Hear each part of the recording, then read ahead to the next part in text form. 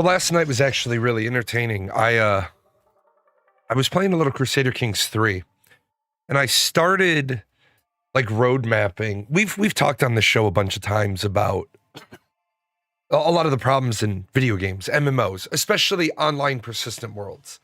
Because the big problem with an online persistent world is that every single action needs to be mutually beneficial. That doesn't always mean you need to be making positive progress, but it needs to be a matter of the losers in a siege. Good morning. The losers in a siege are the losers. They clearly they clearly are they clearly know they've lost. They've lost the siege, they've lost the castle, they've lost the town, they've lost something. But we need to make it so that they're okay with losing. Not that they liked it, not that they enjoyed it, but one of the things from my military days was always laughing about like the Army Rangers, because the Air Force will be sitting in their nice air-conditioned building and the cable will be out, and the Air Force will say the cable's out, this sucks. But meanwhile, the Army Rangers are out there in like the rain, the mud, the shit, and they're like, I like the way this sucks. So I've always kept that in mind. And so I just went down a rabbit hole last night with a pen and a pad, and I was, how would we make Crusader Kings 3 an MMO? And I'm like, well, it has to be low fantasy. I mean, you could absolutely take the idea and make it a high fantasy game, but then it wouldn't be Crusader Kings 3 anymore. It would just be modeled on that.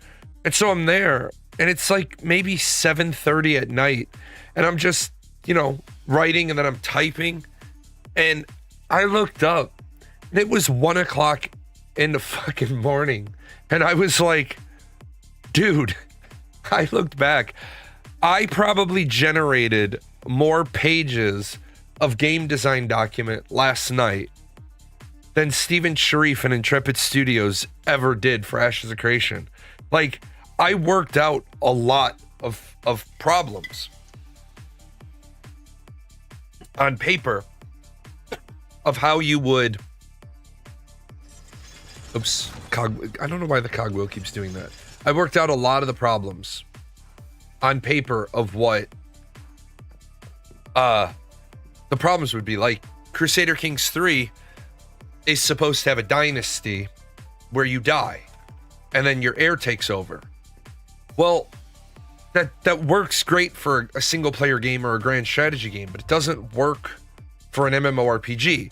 Chronicles of Valyria tried something like that, but I don't think that would translate well.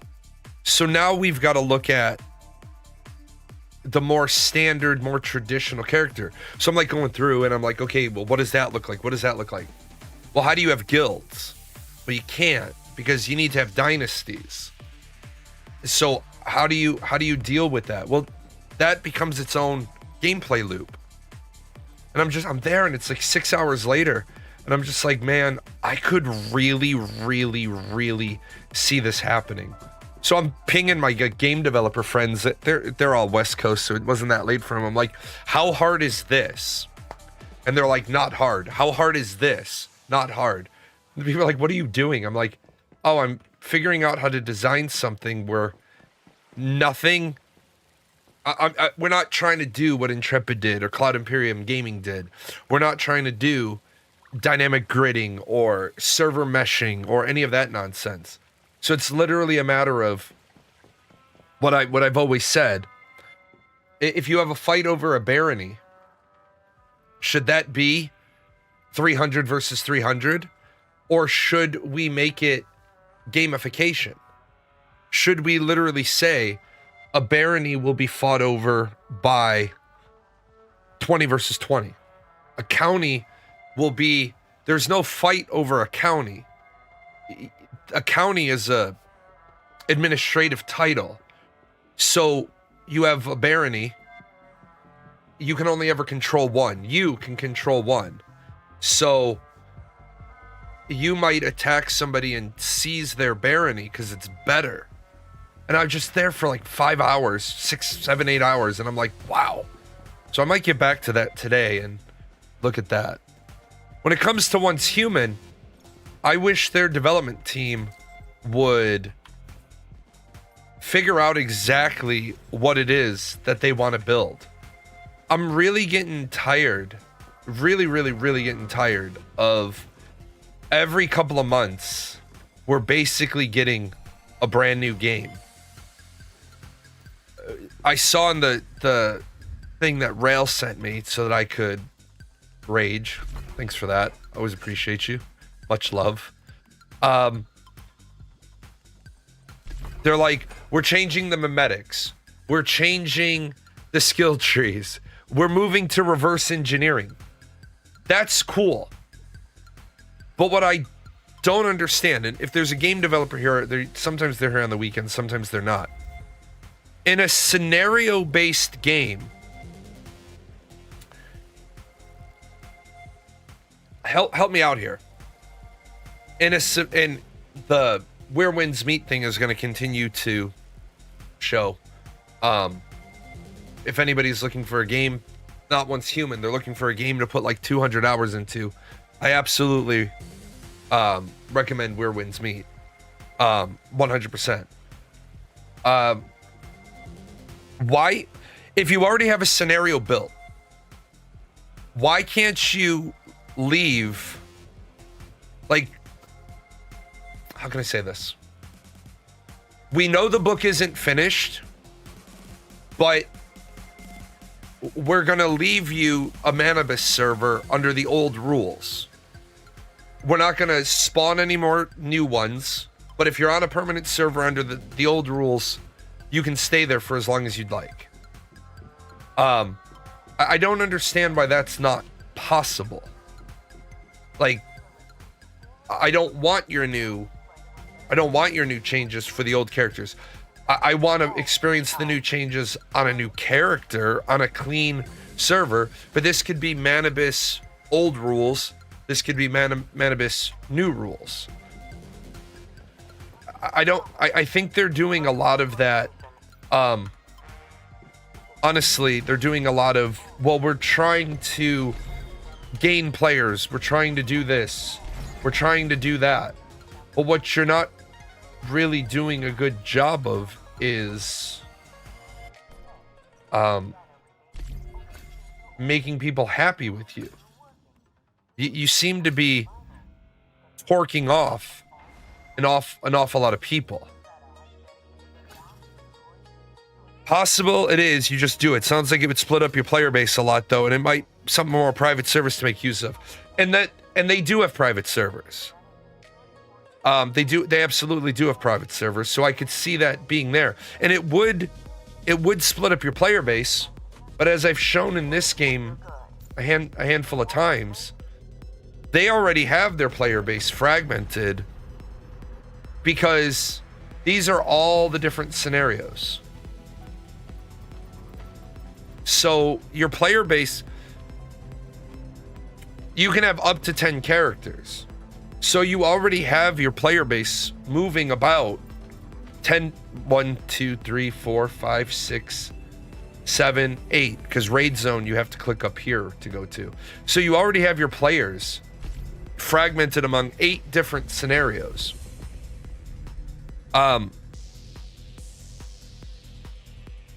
So I can't ever tell what they're trying to do with this game. Then Rail and I have to run our dungeons at some point, because I was at Disney and trying to get my feet under me this week. I also hate coming back. Might as well count the monthly. Yeah, so they have 9 different scenarios because they have the monthly server contests as well. Absolutely true. You're absolutely spot on about that.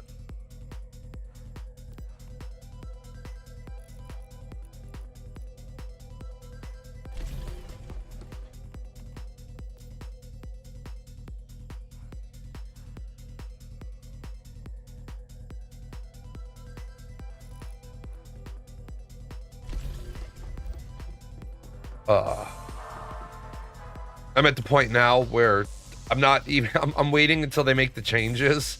I think I have quite a few armor blueprints stacked up and weapon blueprints stacked up. I think I have one weapon that's not 6-star.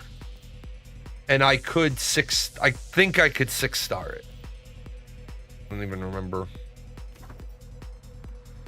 I have one weapon that's not 6-star. It's 3-star.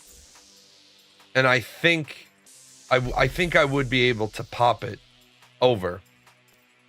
I don't think I would have to buy anything. I think I have enough. I think between 130, 115, 70, and 210, that would get me the 6-star. No, I don't want to come to any of you. I don't want to buy views. I don't want to buy anybody. I don't want to do any of that. I don't cheat. It won't really matter. It sounds like you have to research it. I know, and that's what's kind of got me worried.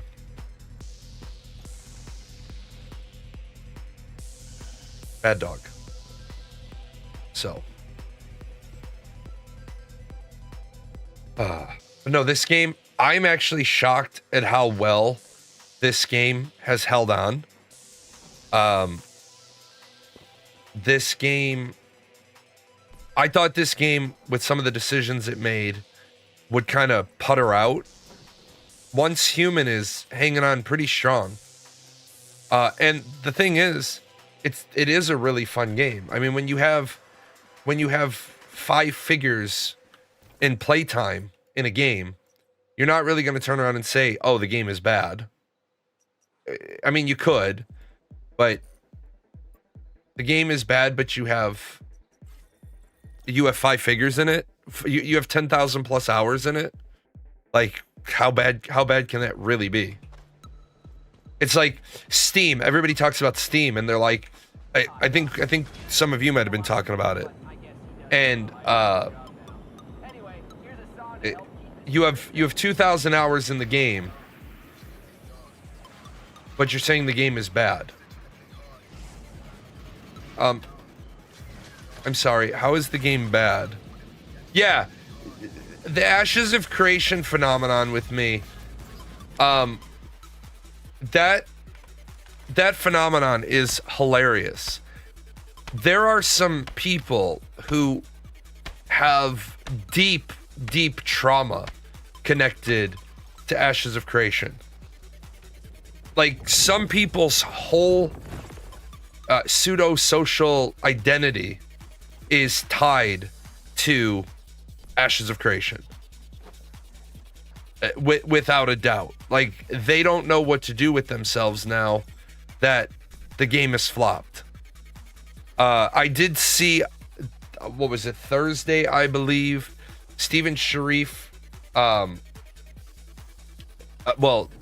Dawson specifically got an ex parte TRO against Stephen Sharif, which means Stephen has about 9 options of what he can do. But I didn't see his lawyer file anything. So I didn't see the details of what the judge is allowed. The moment Steven gets served with that TRO, if he doesn't comply, he's in contempt of court. Steven's going to jail. My personal belief is Steven's going to jail. I don't think that you can have this many accusations against you. The only good part is, with the pure total number of people that are involved in this clown fiesta, I hope all of them get investigated, because they're all dirty people. They're all. The fuck is your problem, son? It's all dirty. Like Steven had talked about. He had talked about to Jason, I think it was. He said, I don't really want all these MLM people publicly known because the gaming community thinks that MLM people are stinky. Dude, you are stinky. Like, the group of people you're talking about. Did I have any idea Steven was dirty? This dirty? No, I had no idea Steven was this dirty. This isn't, to be honest, this is an obscene level of dirty. I had no idea. I had no way to know that he was this scummy. I had checked him out back in 2016 or 2017. I had gone down the rabbit hole as far as I could go. Yeah, it's Casper the Ghost Train.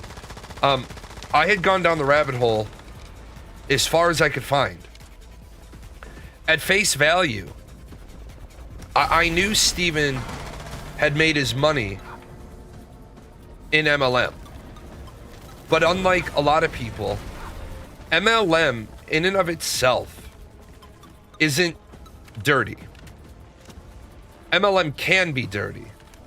But at first, the things Steven was doing are the very same things I would have done if I was doing a project of that size and that caliber.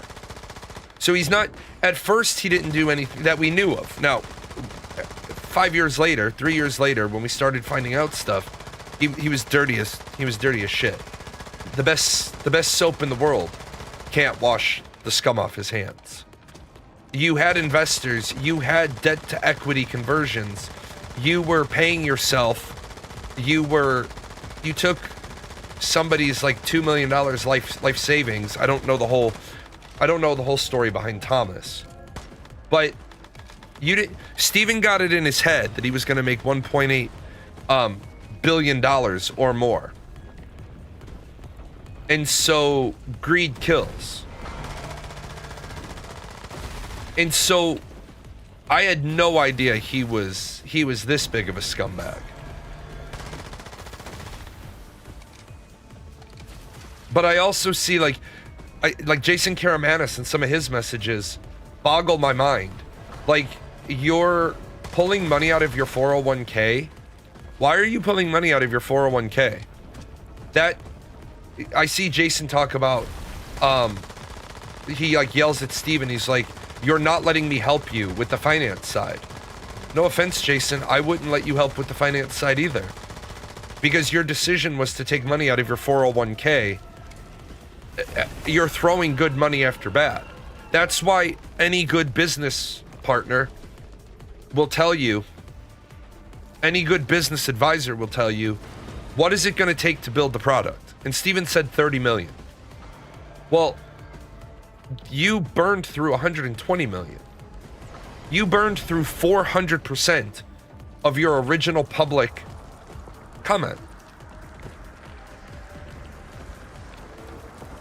Once Steven hit 30 million, nobody should have given him any more money without a very detailed roadmap. Everybody's impression was that a lot more of Ashes of Creation was done. Do I think they will get audited? No, because as long as, here's the thing that people don't understand. As long as you've paid your taxes, the IRS can't audit you. The IRS has to have a reason to audit you, and they don't get involved with criminal embezzlement, fraud, all that. Other agencies do, but not the IRS. Will they have their books looked at? I believe when Robert Dawson figures out that he doesn't have a product that can recoup him his money, and he doesn't.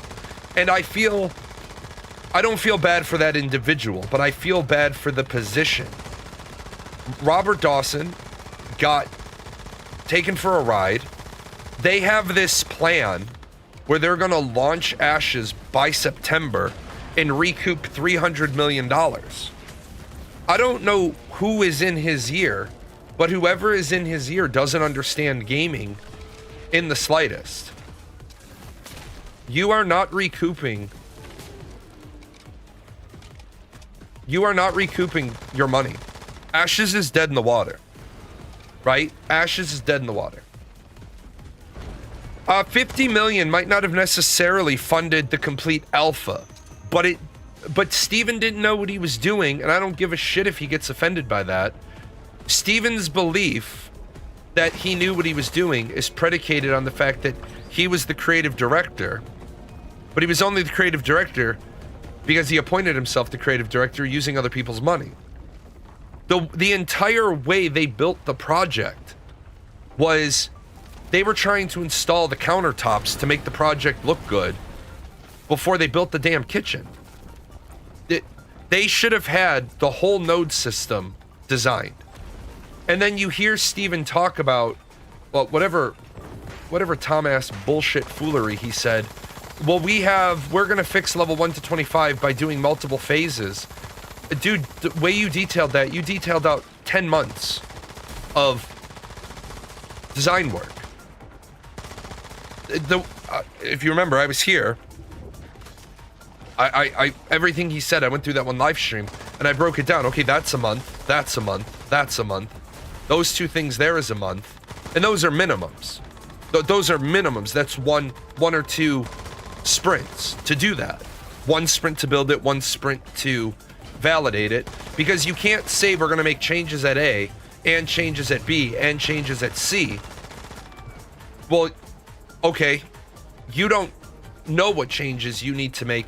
If you change A, if you change piece A, all of the data that you got that led you to the belief that you need to make a change at B has to be regathered, recollated, reanalyzed, reparsed, and then your decision points need to be revalidated.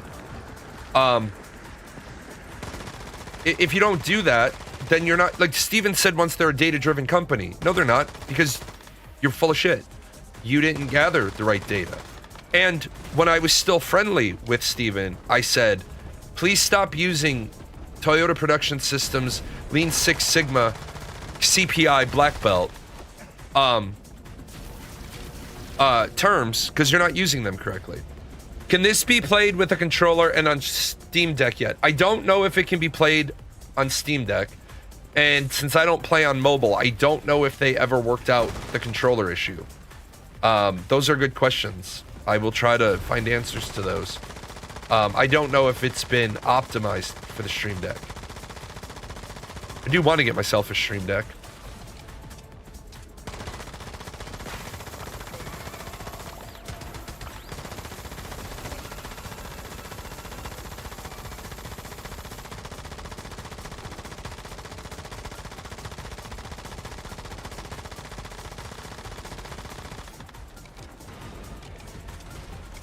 I could kill this guy anytime I want. I'm just hoping that he spawns more ads.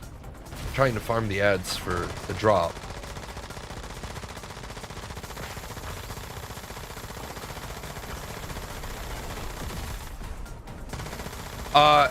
Yeah, I'm a continuous process improvement specialist, was one of the things I did for the Air Force, and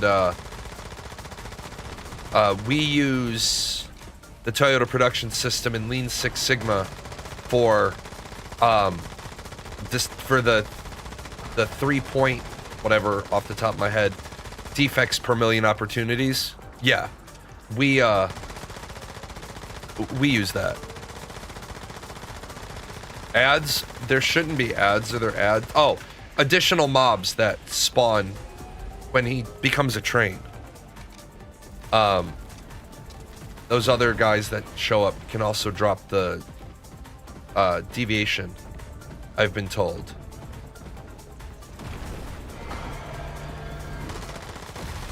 Hello. Now he's making me angry by not going back into train mode.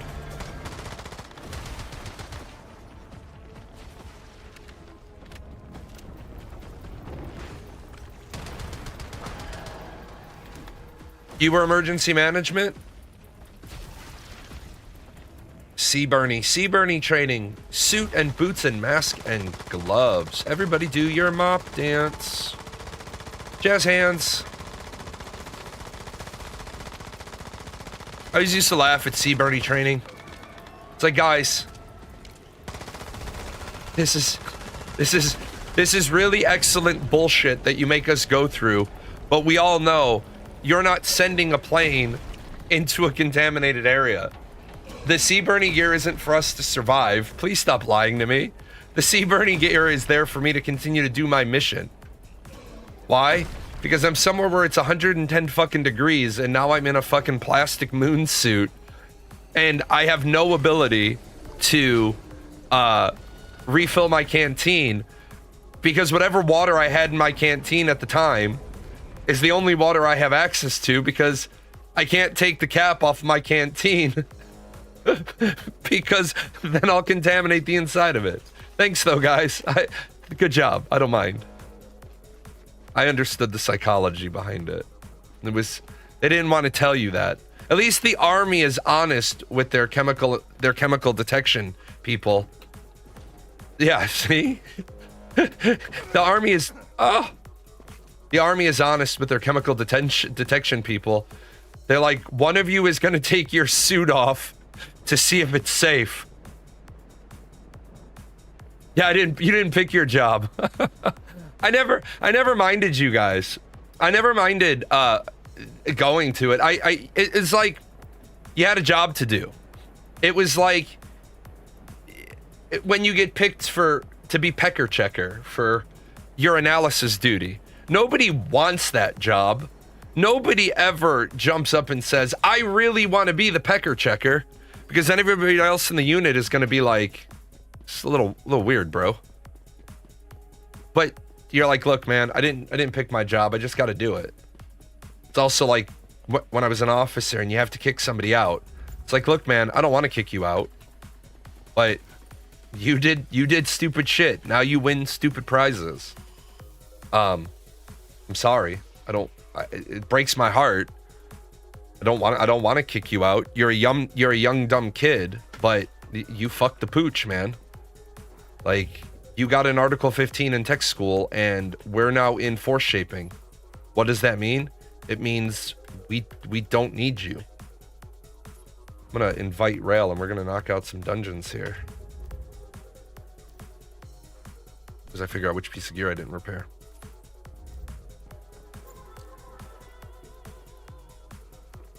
Oh, and I think I need a backpack.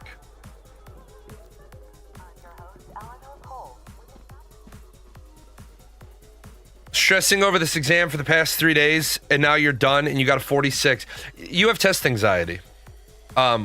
Because people that actually care about learning suffer from horrible test anxiety, because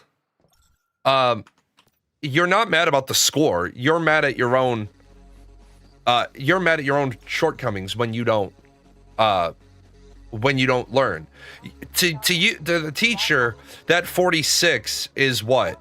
A 92? A 92.6? But to you, you say, why didn't I learn that other 7% of the material? I'll be right back.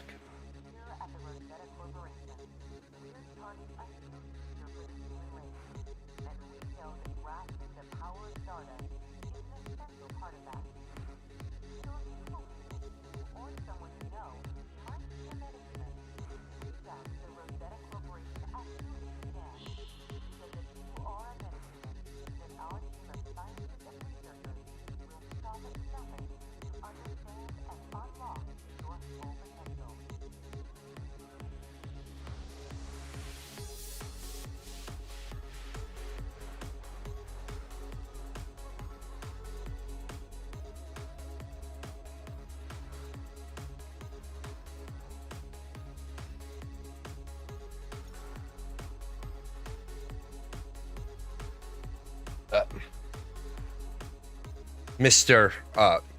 Plague Doctor is about my favorite deviation they've added to the game. Oh, wait, I gotta show you guys why that's my favorite.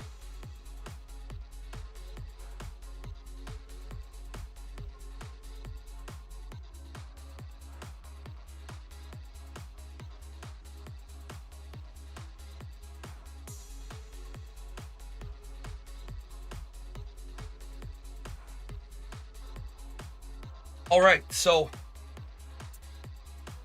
why is the Plague Doctor my favorite? You might think this would be the reason why the Plague Doctor is my favorite. But oh no. This is only a partial amount of my love for the Plague Doctor.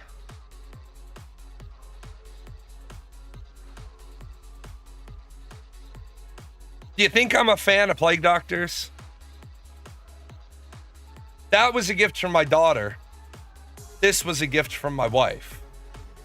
I'm just in my office one day, and this giant ass box shows up. Could I make a few spring rolls? Absolutely. Absolutely. Don't swing at me. What the hell? Surprise spring rolls.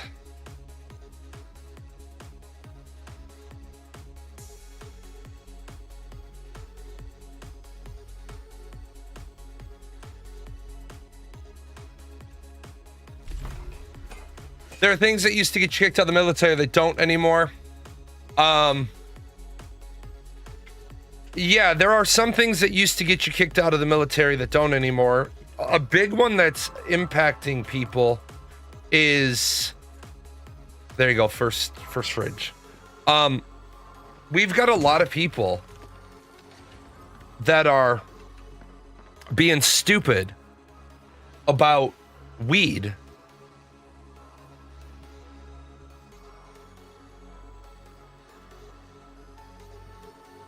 It was performative for sure. I can't remember.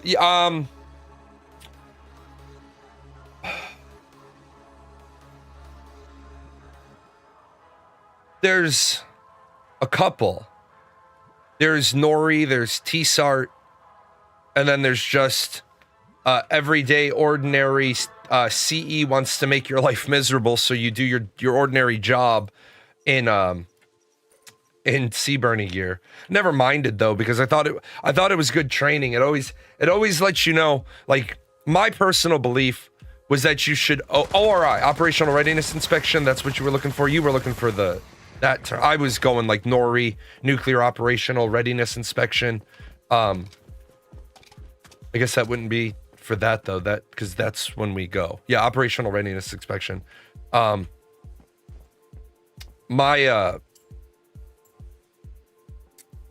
My belief was you should always practice how you play. Like, you have an exercise coming up and they deny everybody leave for the exercise. And you're like, wait a minute. Yeah, I was going for legit training. How is Once Human these days? Haven't played since launch. They have made a lot of improvements since launch. They have fixed a lot of the things that I thought was wrong. They put in permanent servers. So if you, like, I've been on this server for 7-8 months, which I think is one of the best changes they made. They've streamlined some stuff. They're streamlining some more stuff. They finally put in deviation fusion. They put in blueprint transfers. Those all I think are good. They've done some stuff that I think is not so good. In regards to, say, the Stellar Stairway. They made base defense not a requirement.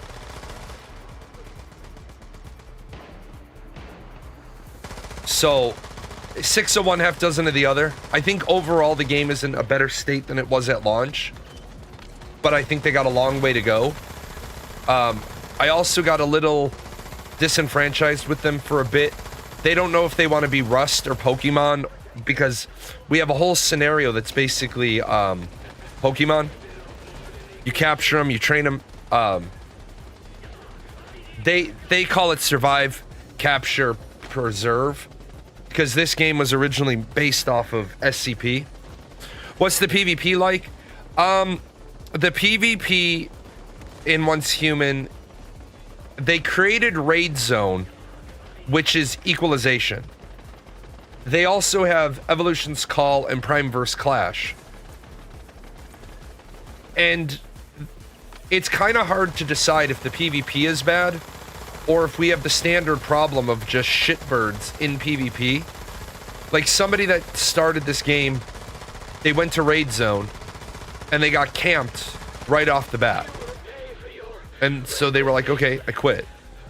But then The Raid Zone players will turn around and say, not enough people are playing Raid Zone. Well, yeah. The new mods need to be improved to match the output of old mods. If you have fully perked classic mods, no new mod matches it at level 17. Kind of. It depends on your build. Some builds are better in the new build. Some builds are worse. Also, when you get your shinies, so this is a level 17 shiny, bullseye target damage plus 5%. This is infinitely better than the level 17 mod I have. I will say I don't like the new mod system because the boxes are so expensive. I don't feel like I'm making positive progress every week I play. I felt under the old system, I might have gotten frustrated because I didn't get the level of progression that I wanted, but I could see small amounts of progression. I would get one mod like 1.2% better. And I was like, okay, you've been respectful of my time. But now I feel like I play every week and I'm not getting positive progress because there's a lot of mods that I'm getting that are level 17 like I don't want. I have no desire to go play PvP. So I don't even know why I'm even able to earn PvP mods on the PvE server. You know what I'm saying? Like I know why they did it. They give you those mods to maybe inspire you to go play PvP, but it's annoying because in the old system, I never would have gotten those mods. It never would have taken a bite.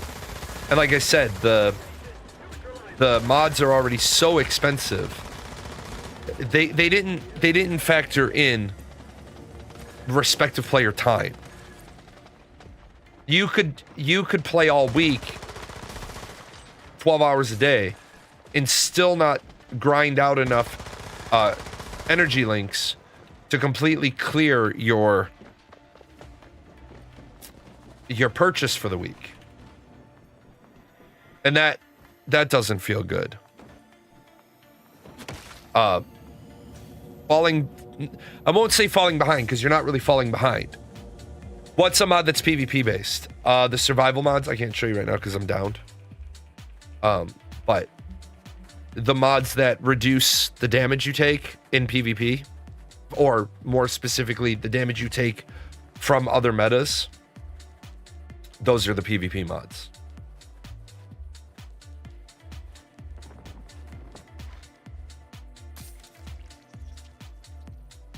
Thank you.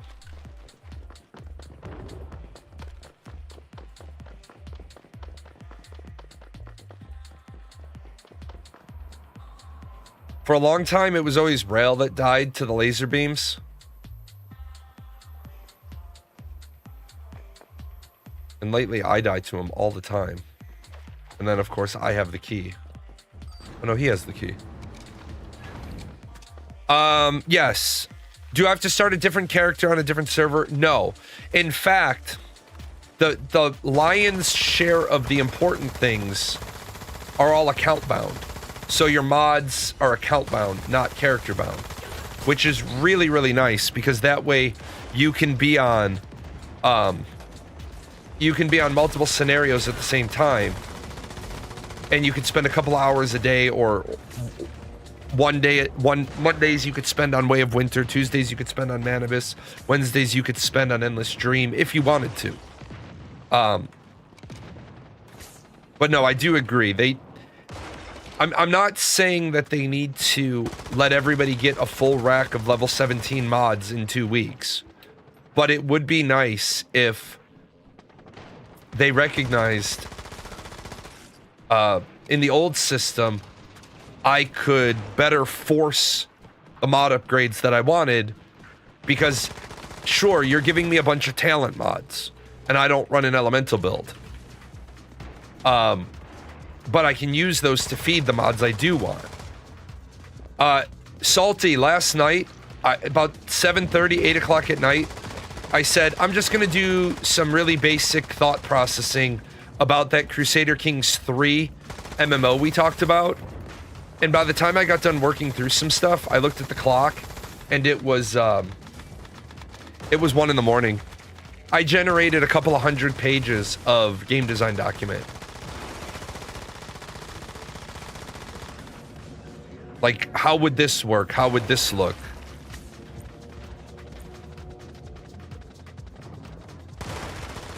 You know, all those things that Intrepid Studios should have done before they tried to build their game actually had a game design document. Yeah. That thing. Oh, because you guys are... Who the fuck is shooting me? Yeah, I don't have any particularly new ideas, but I do have a new idea of how you make it, like, what's going to be your cornerstone. A formation morale bar.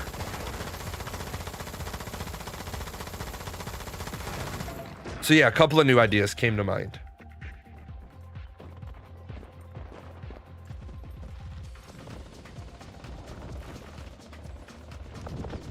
Can I share my website where I post builds? I only have the one build posted right now. I haven't been able to be as active with, like, build posting as I wanted because for several months there, my hands were killing me. So when I wasn't streaming, I was basically in pain. No, we're not doing that again. But I am hoping now to work on that. What is this?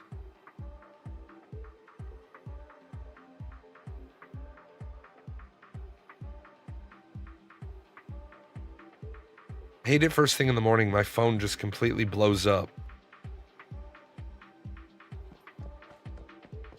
I do have my I think. Oh. No, I didn't finish the JSON builder because I have it laid out. I have it skeletoned, but now I have to populate it with the actual data because they changed the mods. So that's going to be tomorrow morning. I'm going to be working on that so I can build the tool to build all the future mods. Trump raised global tariffs to 15%. I hate my president. I hate my president. My president embarrasses the shit out of me.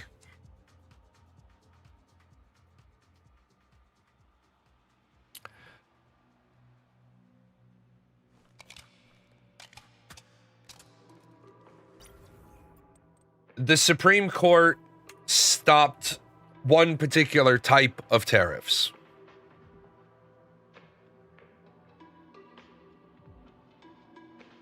Laws don't matter anymore. I learned that from my president. Yes, you did. You learned that from your president. Laws don't matter. Unfortunately.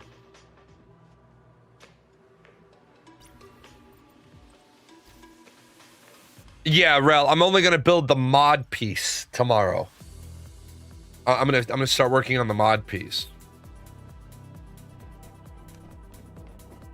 Now Trump's getting ready to do strikes on Iran, which unfortunately he can do strikes on Iran. The War Powers Act gives him the ability to. Honestly, we need to rein all that shit in. We'll talk about all that on Monday. I'll be doing a politics show on Monday. The rest of the world should just turn their back on the United States. I'm not even joking. I mean that with all sincerity. You all should just be like, people should literally say to Donald Trump, that's great. We're done talking to you. We'll just talk to the guy the guy or girl in 3 years. Yeah, you don't have to be at war to fire missiles at buildings. And that's a problem with how our country is set up. But again, our country was originally set up by the thought process that good people would be in leadership.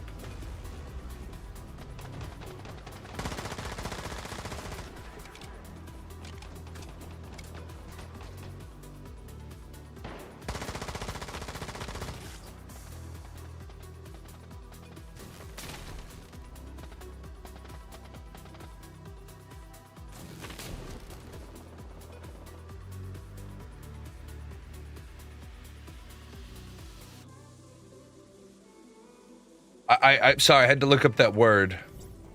No reason to talk down to my country. I'm gonna help you out for a second. It's my country too. So now my question is, did you serve it more than I have? Because unless you served it more than I did, just say thank you to me and don't start a fight with me. It's that fucking simple. If you served it, I'll be more than happy to engage with you. But if you're one of these people that's going to say, I'm panicking for no reason, I would really just appreciate it if you said thank you for your service. What rank were you? And what'd you do? I'm genuinely interested.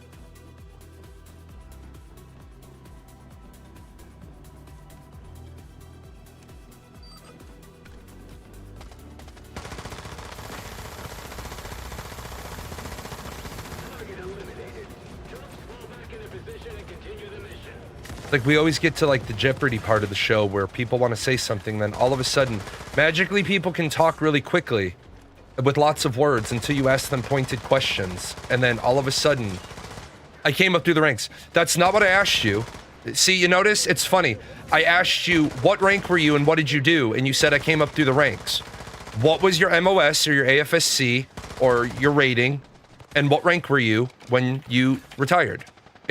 It's not a difficult question. You actually typed more words. I was a mortarman.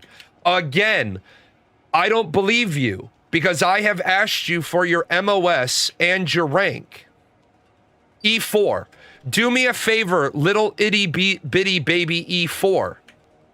You did one tour in the military. Okay? I respect you that you did one tour in the military. But that doesn't give you the right to tell anybody, don't talk down on your country. In fact, right? In fact, the founding fathers were completely okay with critiques and criticisms of the country. So why would you suddenly believe your E4-ness gives you any right to tell anybody not to talk down on their country? That's why our First Amendment is the freedom of speech. I have the freedom to criticize my country. You have the freedom to be offended by it. Quite simply. If you think what Donald Trump is doing is okay, then you lack the prerequisite knowledge to understand that you paid the billions of dollars in tariffs that were collected. Foreign countries don't pay the tariffs. Americans do. American companies pay the tariffs. American companies pass that cost on to the consumer. Bananas had a 10% tariff imposed on them. Walmart said we only raised the price of bananas by 8%, but you still ended up paying more for the banana on a higher profit margin. So who did the tariffs help? Donald Trump said, I have a plan to control China. I have a plan to control China. Oh, really? Then how did China expand its economic influence by 200 billion last year? So these are all the things, if you're going to mix it up. Another big talking, sit in the office all day officer. Yeah, that's funny. You didn't actually bother. See, you didn't bother to ask me what I did. I actually came up through the ranks. See, you said I came up through the ranks and you made it to the rank of E4, which is an automatic promotion. I made it to the rank of E6, was selected for E7, and then crossed over, became an O1, and retired as an O3. So now what? See, now what you've done is what Cartho says. You ran into my chat, you pulled your pants down, you showed everyone your ass, and now you're going to get mad when I make fun of you for showing your ass. Because I bootstrapped. And if you had bothered to have the same courtesy to me that I had for you and asked me, what was your MOS? I was a 4 Alpha 271. That's my AFSC. I was a biomedical equipment maintenance repair technician. And then I became a logistician. So maybe you should take a lesson. You know how hard it is in the Army to get rank when you have a bunch of know-it-all guys like you? No, I don't. Because, first of all, when you say a know-it-all guy like me, yes, I am the know-it-all guy. Because I really did know it all. Because I wasn't like you and I didn't jerk off with a bag of Cheetos in my hand and cry about the fact I can't make E5. I studied the book. I studied my PME. I studied my SKT. I made rank. What's the problem? You couldn't make rank as a mortarman? Really? Really? So I'm sorry, man, but let me just help you out. I'm sorry you didn't score better on the ASVAB, so you couldn't go into the Air Force or the Navy. I'm sorry that whatever high school, I never cried, I got Article 15. So you got Article 15, so what'd you fuck up? Because Article 15 is non-judicial punishment. Means you fucked something up, and instead of court-martialing you, they gave you non-judicial punishment. They saved you from having a felony on your record for the rest of your life. So what'd you do? I was having issues from my 3rd deployment. Okay, and? You don't get Article 15 for having issues. I fought in the war. Very happy for you. And? Dumbass, once again, I didn't sit in an office. Do you know what LROs do in the Air Force? You don't, because you were an E4. LROs fill the position of Combat Convoy Commander. They go to BC3. I don't know why you're talking out your ass because you think every Air Force officer sits in an office all day. I manage fuel depots, vehicle management fleets, vehicle operation fleets, contingency planning, and air terminals. The only thing I didn't do was material management. I wasn't the supply guy. So, I don't know what the fuck your problem is, but number one, I didn't Article 15 you. But you didn't get Article 15 because you were having problems from the war. You got an Article 15 because you had behavioral issues, and instead of sacking you with a court-martial, which would give you a criminal conviction, they gave you non-judicial punishment. Sorry. Either way, why do you have knee pads on for Donald Trump? Sorry. What did he do for you? He caused all your products to cost more.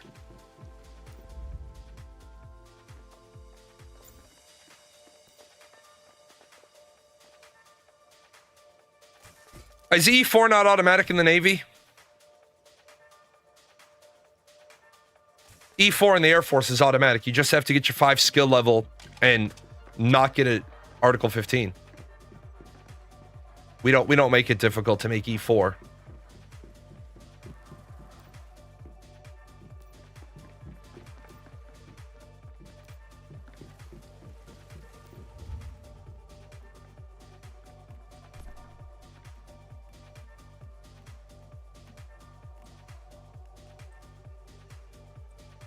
Oh, it's a NCO rank.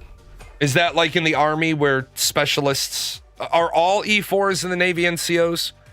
Or is it like the Army where you can be a corporal and be an E4 and be an NCO, or you can be a specialist and you're not considered an NCO? My friends got killed and you think I cared about rank. Hey, bitch, let me help you out with something. Who are you crying to? Not only did I have friends that died on convoys, I had people under me that died. So, what's your complaint? What's your whining about? You're whining to me because I said something about Donald Trump, and you have a sexual pseudo relationship with the man where you would be on your knees sucking him off if he asked you. All I said was something about Donald Trump and tariffs. And you said, don't talk shit about my country. And then you went down a road where you chose to pull down your pants and show your ass because you're talking to a person who spent more time in the military than you. So you chose to try to argue from expert level, and the problem with that course of dialogue is if the person on the other side of the aisle has more experience, you look foolish. You say, I served my country, I was an E4. I was an E4, an E5, an E6. I was going to be an E7 and go to first sergeant school. My general got me a commission. I went to OTS instead. How is your problems my problems? I didn't do any of that stuff to you. Period. Dot. So I don't know why the fuck you're going off on me. You think you're the only person in the military who lost friends in combat? I'm going to go one better for you. I said Europeans should turn their back on America. Because they should. Then why are you defending Trump? Because you used a word that Trump created. But yes, all of our allies should turn their back on America, and they should say, we'll come back in 3 years to talk to the next guy. Donald Trump's administration ends in 3 years, and it is going to take the rest of this century to fix all the problems he's caused. But then you want to become belligerent. Look, man, I don't give a shit if you want to become belligerent. I'm going to ask you, I give you my little pressure and you make fun of my rank and my service and my country and everything I believe in. I didn't make fun of your rank. I made fun of you believing your rank gave you any level of authority to speak the way you were. I do make fun of my country because the last I checked, it's mine too. The last I checked, my First Amendment right allows me to make fun of my country. Everything you believe in. So you believe in this. You believe Donald Trump becoming a dictator is okay. The moment you have to ask yourself, am I living in a fascist country? The answer is yes. And the question you have to ask yourself is, how fascist is my country now? Period. Dot. I'm making fun of you because you believe that somehow it's my fault that you got Article 15. I didn't have anything to do with your Article 15. But you don't want plenty of shitty leaders I've been under. Great, you've been under a lot of shitty leaders.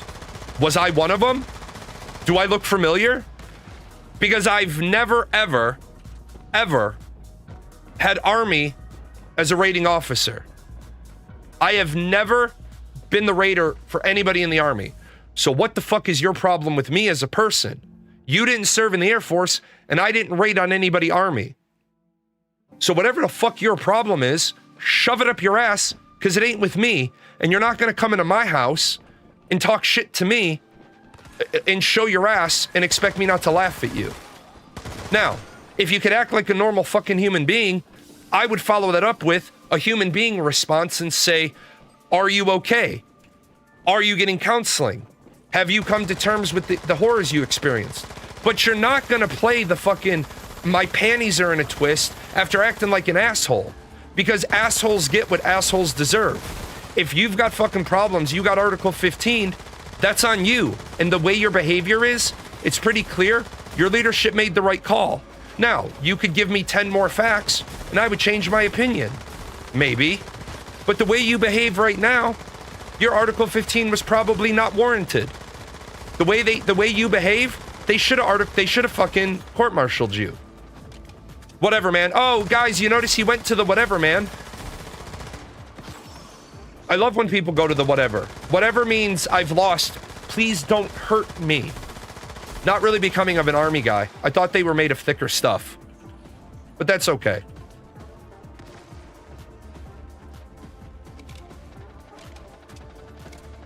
Yeah, some gave all,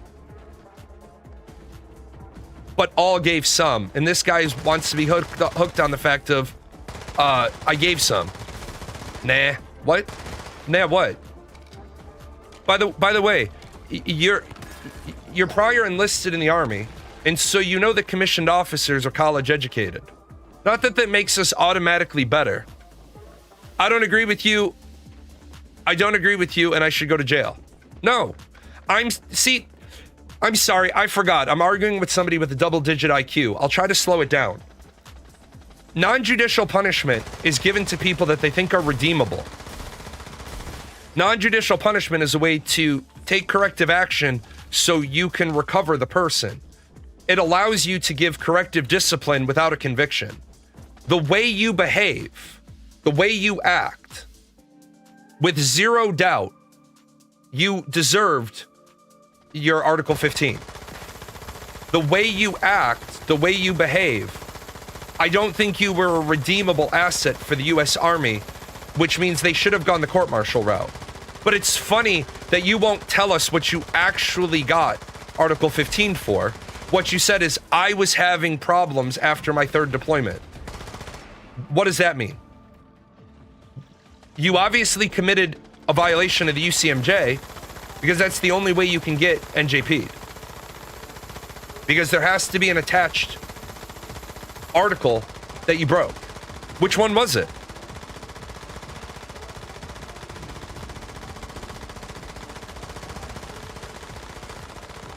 And now we'll get a bunch of words, but we won't get the article. I don't know anybody that's ever been given an Article 15 that doesn't know exactly which UCMJ article they were cited with. So let's see. Which article did you violate? You're a nerd, bro. Why you talk so much shit? I'm sorry. Go dig out your Article 15. Do you not remember which article it was? I'm a nerd. Yeah, that's why I was in the Air Force. What, you think I didn't choose wisely? Yeah, we're all nerds. We're all on Twitch. You're literally in a game channel showing your ass to the whole community. What was your Article 15 for? You won't tell me.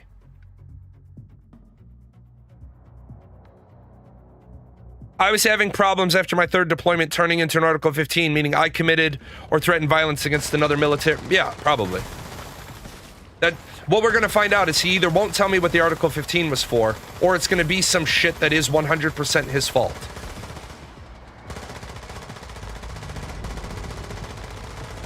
It's not my fault. I broke the law, but they didn't give me like 900 chances like mom and dad did. Or then we'll get the I didn't have a dad, or I didn't have a mom, or I was in foster care, or whatever the next excuse is. Because the problem with people, once they start making excuses, they live on their excuses. I would break down why the ego protects the id and the superego, but then he'd call me a nerd because I know psychology. How dare I get an education?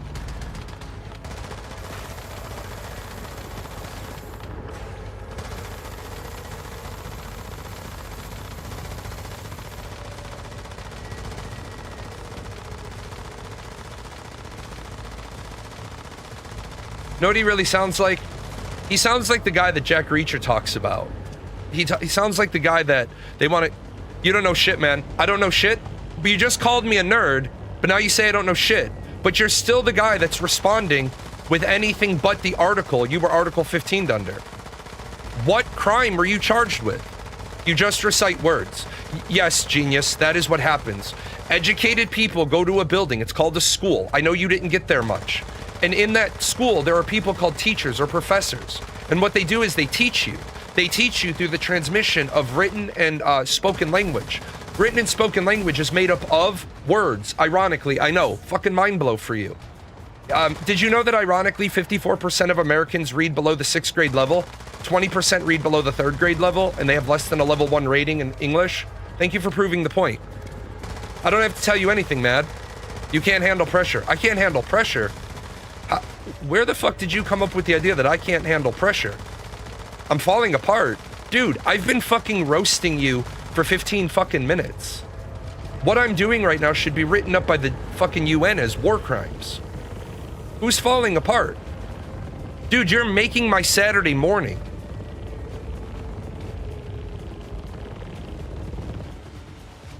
You are literally making my Saturday morning.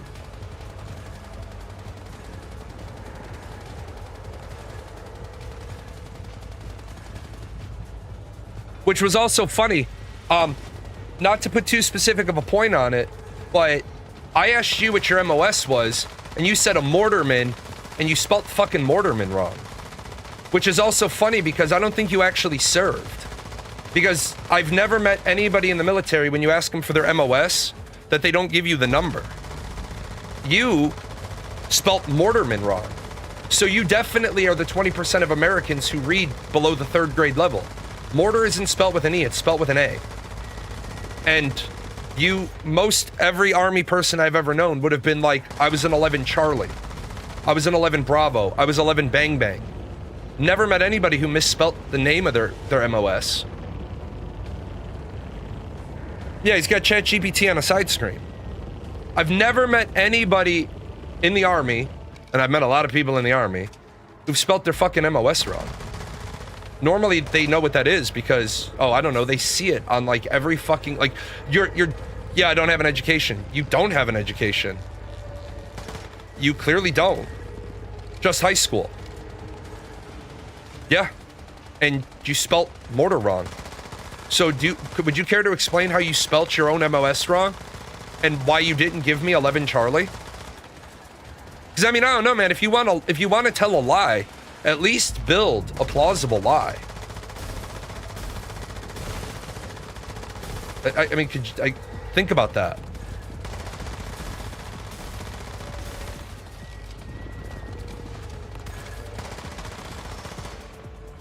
I'm just saying. But it's funny, guys. He wants to keep arguing, but he still won't tell me what his Article 15 was for. Which, when people won't tell me what their Article 15 is for, it lets me know that it was probably like, yeah, Navy has a rating, Air Force has AFSC, Air Force Specialty Code, Army has MOS. I don't know what is the, you're the Army, or you're the Navy guy. What do the Marines have? Because I know every Marine's a rifleman. I know they have jobs, but I don't know what the fuck they call them. They have MOS? I should know that, actually. I'm gonna have to send a beer to my son-in-law. I should know that. He's a former Marine. I'm sorry, former Marine, not an ex-Marine. He's a former Marine. My first son-in-law was an ex-Marine, piece of shit. I'm glad he's dead. Oh, he's still there, but he won't tell me what he was accused of. So it's probably a crime against a child.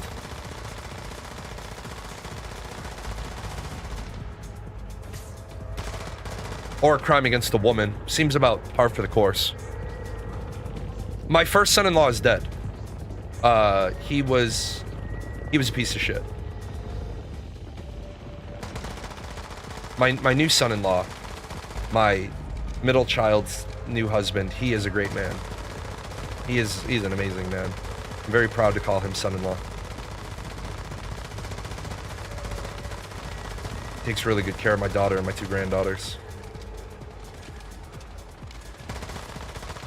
I'm sorry, Last Notary, are you laughing at over there again? You still can't type out what article you were charged with? I think the story probably is you were just a fuck-up as a mortar man, and you just were told you're not eligible for re-enlistment.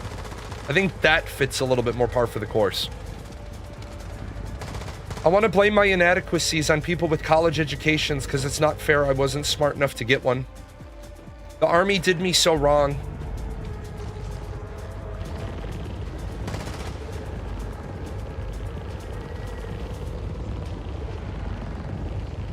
Once a Marine, always a Marine is what they say. Yeah, there's no such thing as an ex-Marine. There's only former Marines.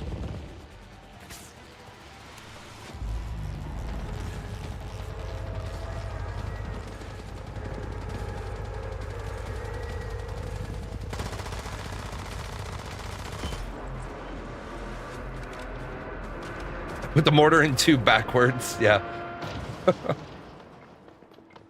They kicked me out because it says this end up and I just couldn't get it.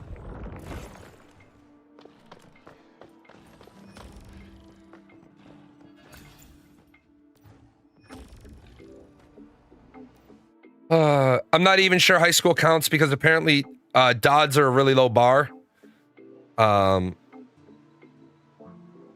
makes me wonder if I should get a real high school. Actually, DODs schools aren't a really low bar. DODs schools are a really low bar in comparison to some high schools or some local schools. it really depends on where you're at. We have a Dodge school here at Scott, but it's basically run by the local community school district because all the teachers are like integrated and they rotate in and out between. So this one's really good. But yeah, some Dodge schools, because remember, a Dodge school isn't allowed to give a better education to the children of the base than the local school district can, because they say something along the lines of it creates an unfair advantage. And I'm like, who cares? They're the children of military members. They should get the best education we could possibly get them.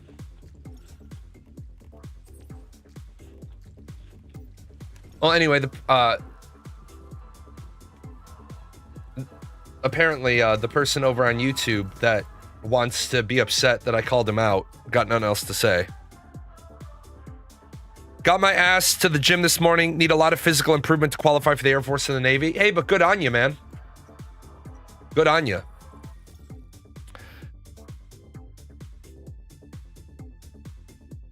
It's a good plan.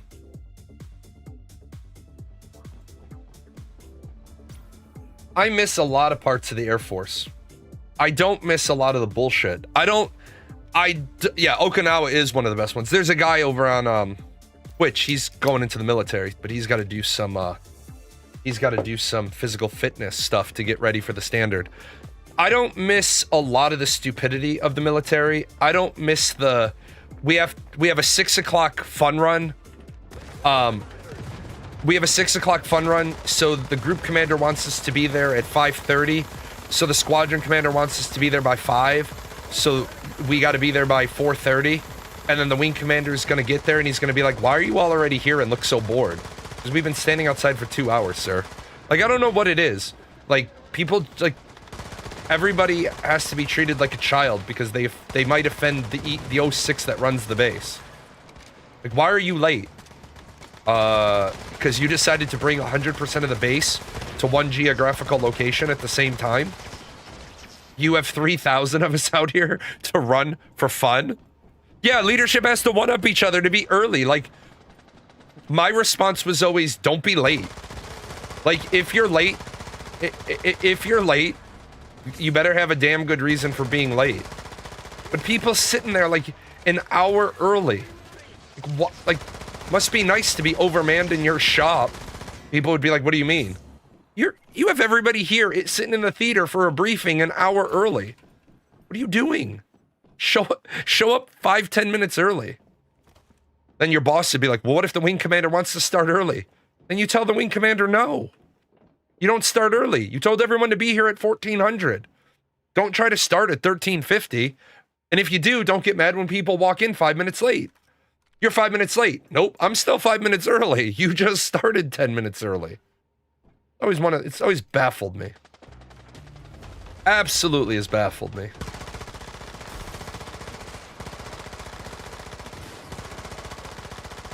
Anyway, now that I've satisfactorily showed that guy wasn't really ex-army. Can't even spell mortar. It's like, and don't you think, I'm just saying this, don't you think at some point where somebody points out to you that you spelt your own MOS wrong, you might want to be like, wow, maybe I'm not the smartest guy in the room.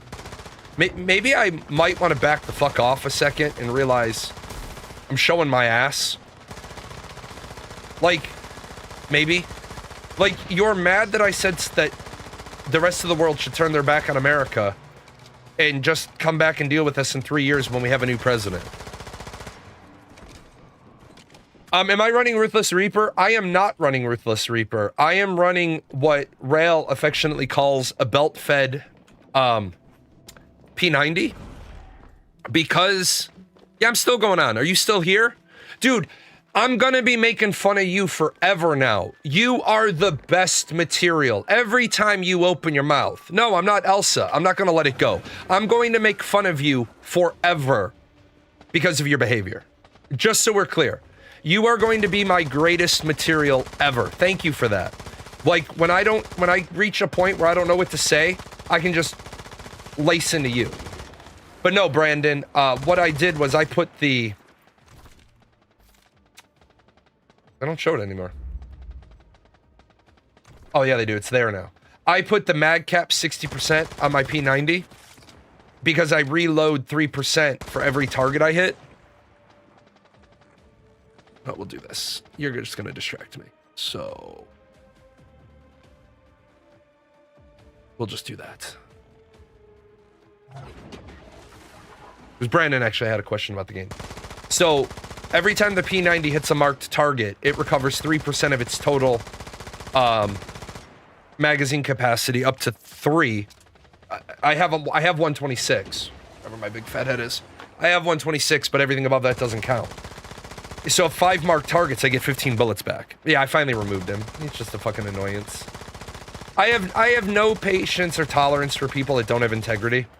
You fucked up, you got an Article 15, you want everybody to feel sorry for you, and then you start playing on the card of, well, I had friends that died. Congratulations, I don't know anybody in the military that doesn't have at least one friend that died. Right? But you want to say, oh, it's because I had bad leadership. If on Monday, all you run into is assholes, and on Tuesday, all you run into is assholes, and on Wednesday, all you run into is assholes, on Thursday, you have to consider, maybe you're the fucking asshole. Considering the fact that to give an Article 15, it has to go through JAG. Like, commanders can't just give an Article 15. An Article 15, there's a condition to it. It's that if the person says, no, I don't accept it, you have to have a court-martial packet ready. So when anybody ever says, I got an unfair Article 15, no, you did not. No, you did not at all. If you didn't do it, you should have said, I didn't do it. I'll take my court-martial. But the trick is they know they did it.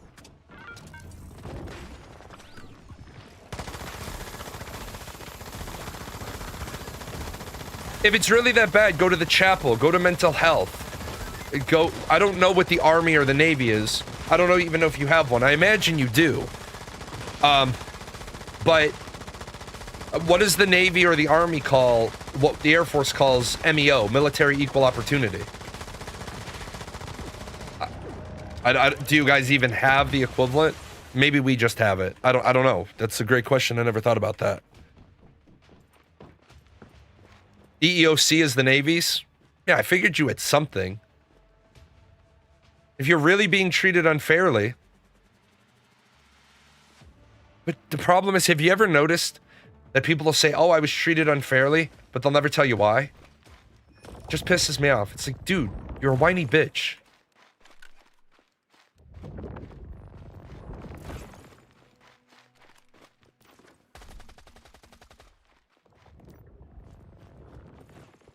But yeah, I run the P90 with 126 bullets, so I reload 15 every time I hit 5 targets. It's pretty nice. When Rail took a 10% cut to his damage to run the vortex that sucks everything in. Yeah, plus Mr. Wish is 75%. Where is he?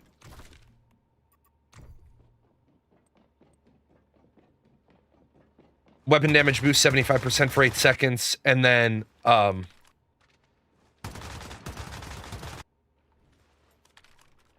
don't use ammo. So my ammo count doesn't go down.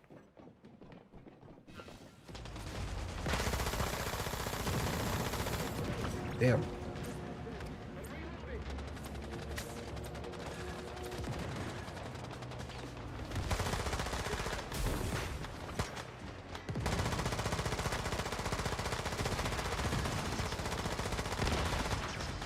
Sometimes with games, they get to a point where you have to ask them, are you even trying to balance anymore? Like, did you just give up balance?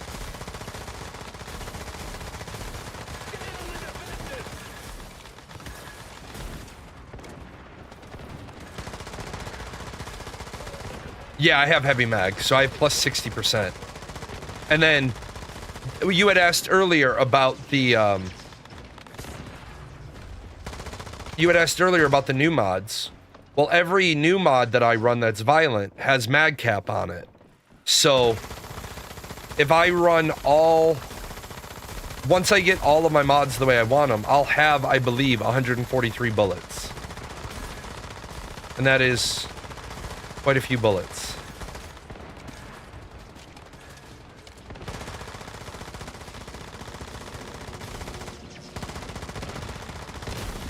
I could run the buff, the mod where I recover life on every kill. But I prefer to run the one that gives 8% additional damage.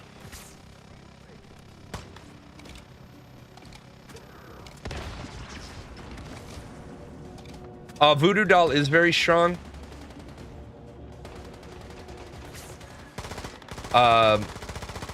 They probably will patch the Voodoo Doll a little bit based on the new deviation stuff that they did.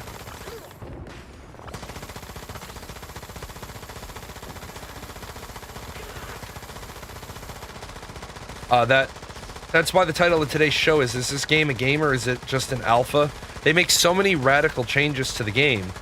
I don't actually ever know if what we're in. I think the deviation changes were good. The deviation changes were very, very, very good. But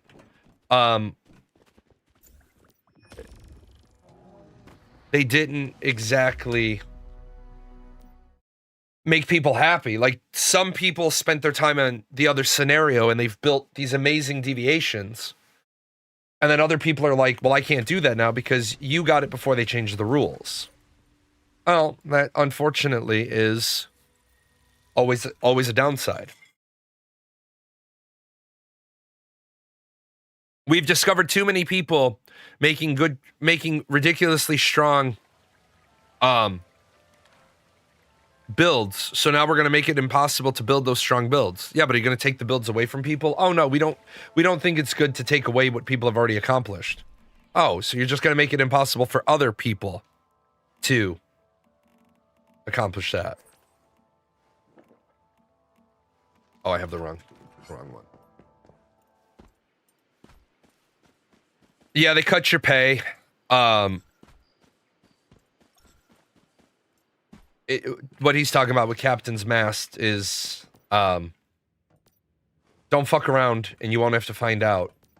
And quite honestly, that guy that was in here whining like a bitch, I hate people that do that. If you're, like, if you tell me if I fucked up, be like, okay, what'd you fuck up? I got a DUI. Well, shit, man, you're dumb, but it happens, right? Like, you're dumb, it happens. Let's move forward from it. I had a guy got a DUI. And I was just like, I'd been on leave. And I got back to base. And I see my guy sitting outside of the command building for the squadron.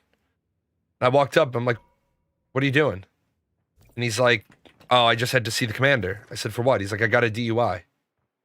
Like, you dumb fuck. I do love how every deviation has 2 skills now and they all feel viable. I do agree with that. What I don't like is that they had the wolf that held aggro, and then they changed it so the wolf no longer holds aggro. That's kind of a big change. A lot of people built their builds around that. But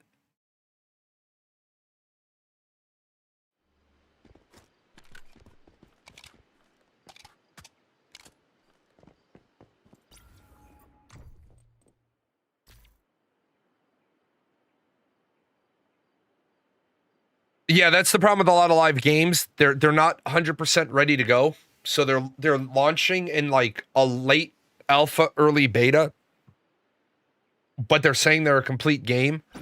And then they're doing these massive changes to the game. Yeah, that shit with the lunar mods. Once the visual wheel changes, you can't get stuff from it. Not even 2 weeks later. Due to people complaining, you can now purchase mods and deviants from the past wheels. Right. Exactly that. 100% exactly that.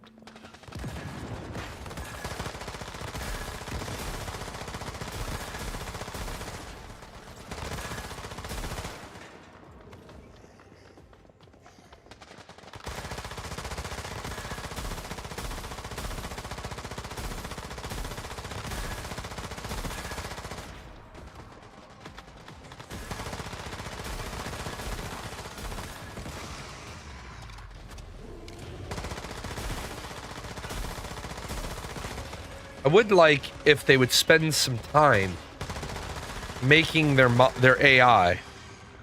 I wish this game of the AI art creator. I was just about. It's funny you said that. I was just about to talk about the AI.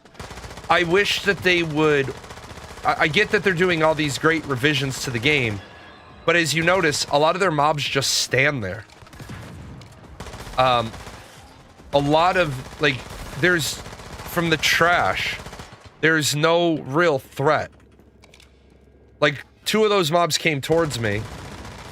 This mob should have automatically linked with those other mobs.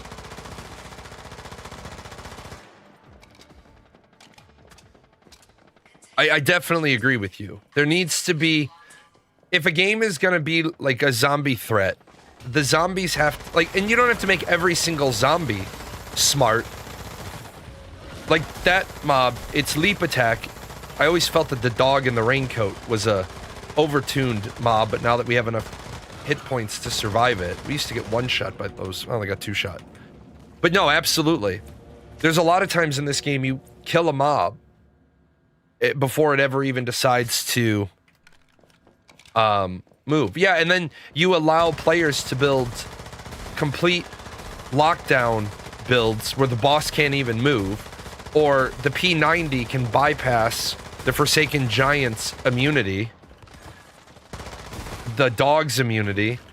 Like, I don't know if it was intentional or just the result of bad coding, but either way, it's not good.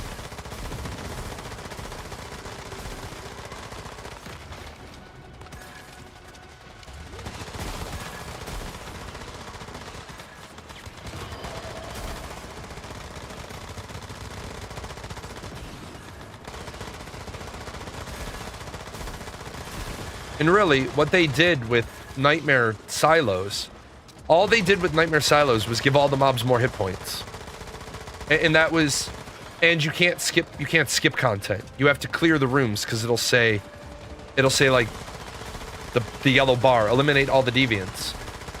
So you created a bullet sink.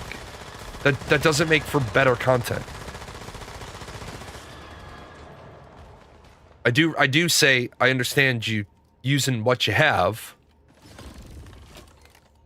Yeah, Where Winds Meet is given sponsorships left and right. I don't mind showing Where Winds Meet. It is a good game. If you're looking for something to play this weekend and you're not going to play Once Human, Where Winds Meet I thought was a very well done game. Has no paywalls, no pay to win. If you like Wuxia, if you like action combat, it is a very good game. If you like parkour, it's a very good game. It's a very good story. I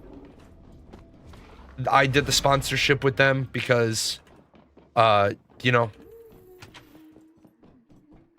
I would never take a sponsorship from a product that I don't actually use. And I played Where Winds Meet. I thought it was very good. The only thing I didn't like about it was all the time gates.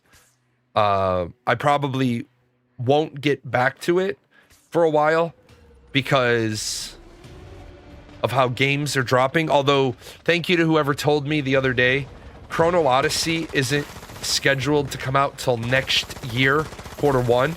So that's a big oof. That's a big hurt on the release schedule for the year. But the good piece is,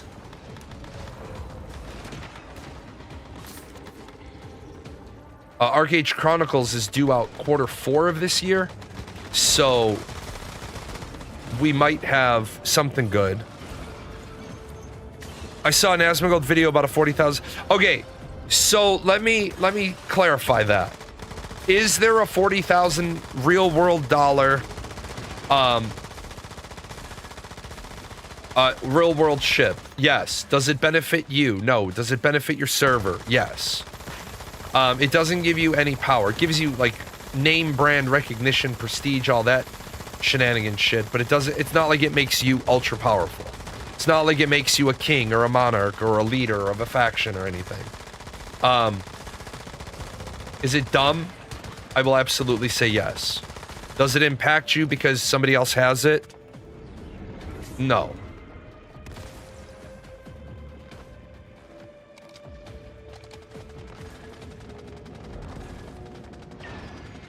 Where Winds Meet has an energy system, yes. But it's not...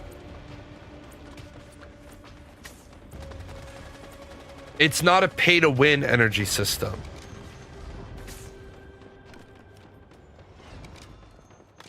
Did I know that China is responsible for why we have virtual currency, top-up currency? I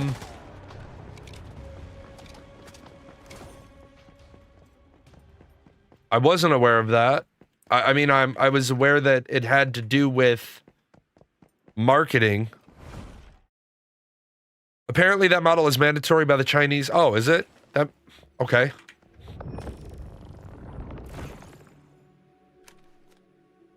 So it's mandatory by the Chinese model, and it's outlawed by it's gonna be outlawed by like 2 European countries. The top-up model sucks. NetEase could be making way more money. Absolutely way more money if they would just sell you the items direct, and they would sell them for a better price.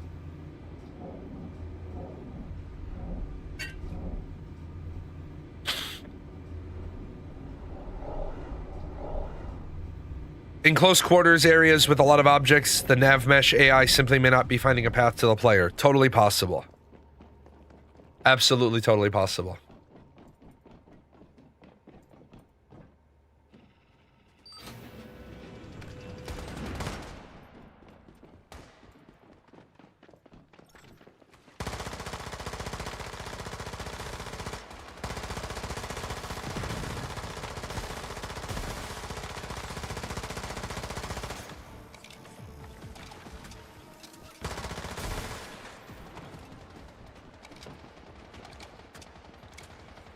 I started looking at the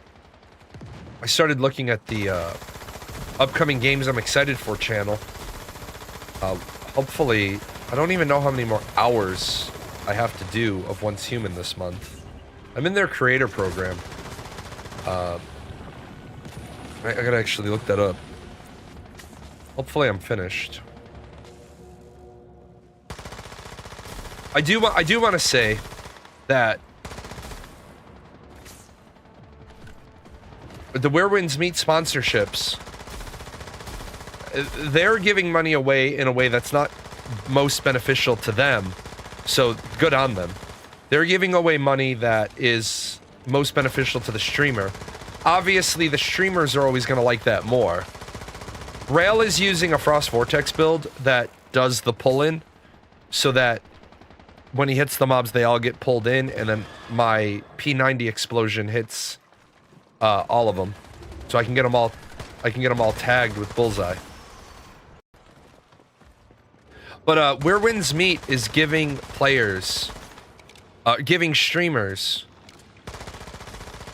like if I got 50 people to download Where Winds Meet and level to 50, which would take like an afternoon, I would get $1,900. That's crazy.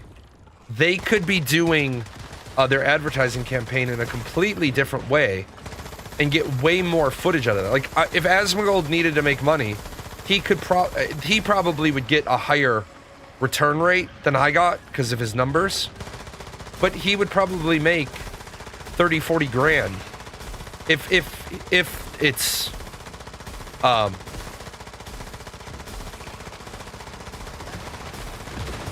if it's scaled that way.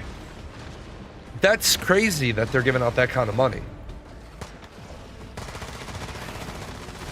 50 seems so hard. Remember, 50 would only seem hard if you have a relatively small community.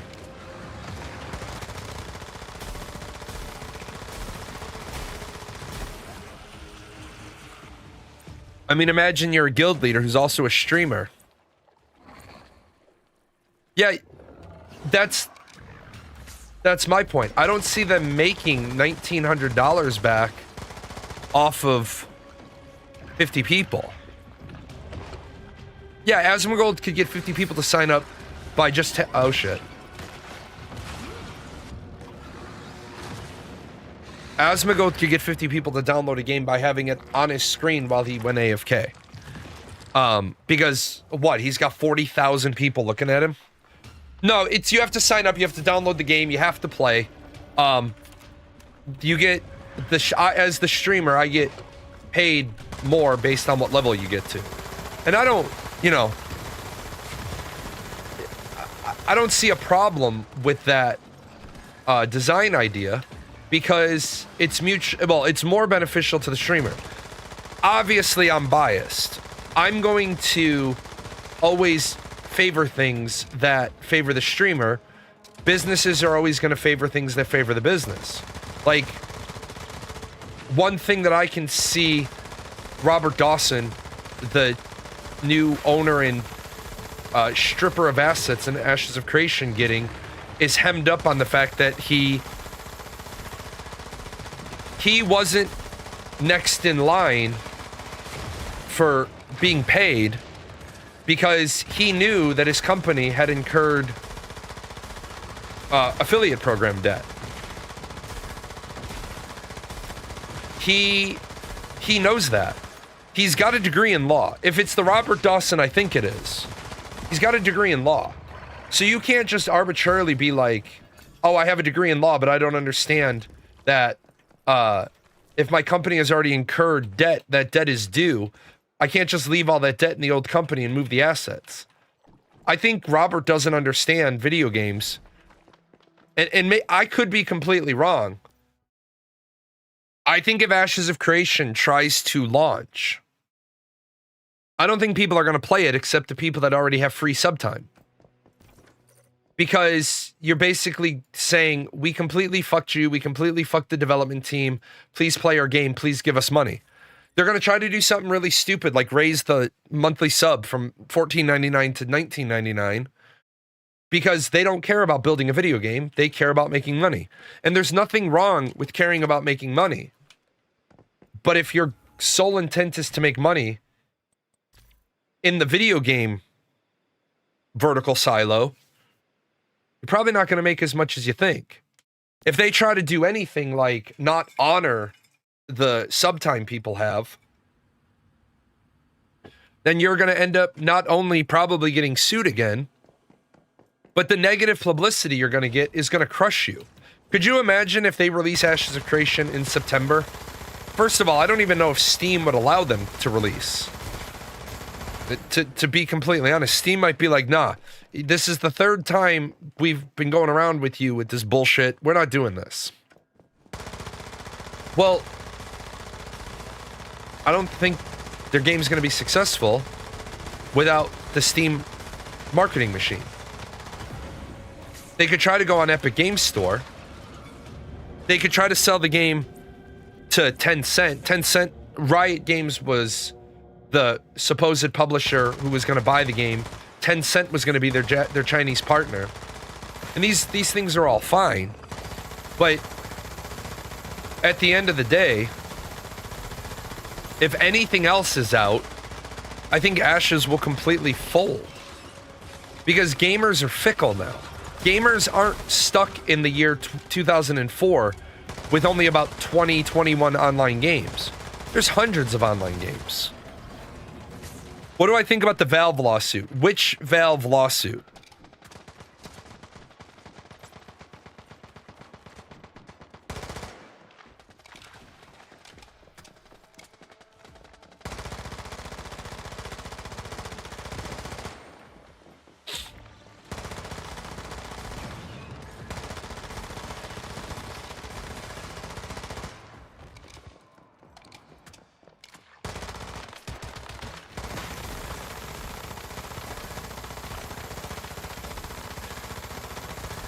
The class action UK lawsuit for $900 million. So what's the I don't know about that one. What's the nature exactly? People are saying Rel can clean that room.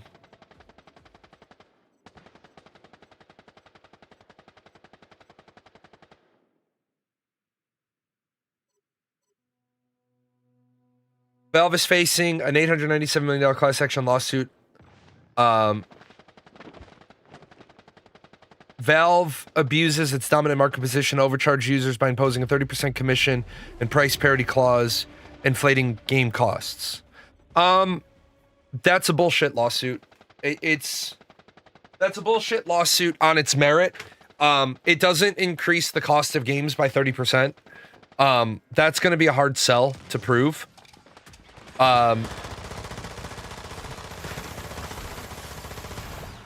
What? So you're gonna sue Valve for almost $1 billion, and then you're gonna tell them exactly how they can operate. And so what's Valve gonna do? Say, fuck off, we're not gonna operate here anymore. There are alternatives to Steam. Because, see, the problem is, the only way... Well, they're trying to take control of it, but they won't take control of it. See, unfortunately, and my European brethren will tell you this, European countries, they often forget that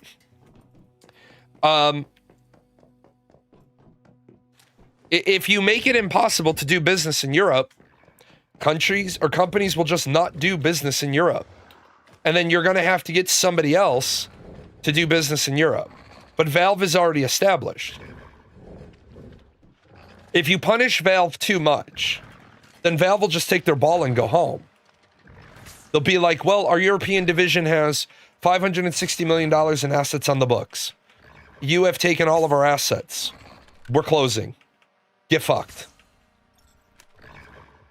If you cost us too much money, and remember, Valve is a business. Valve is in the business of making money. If you cost them too much money, and then unfortunately Europeans, especially European gamers, they fall into this really, really, really, really, really bad habit.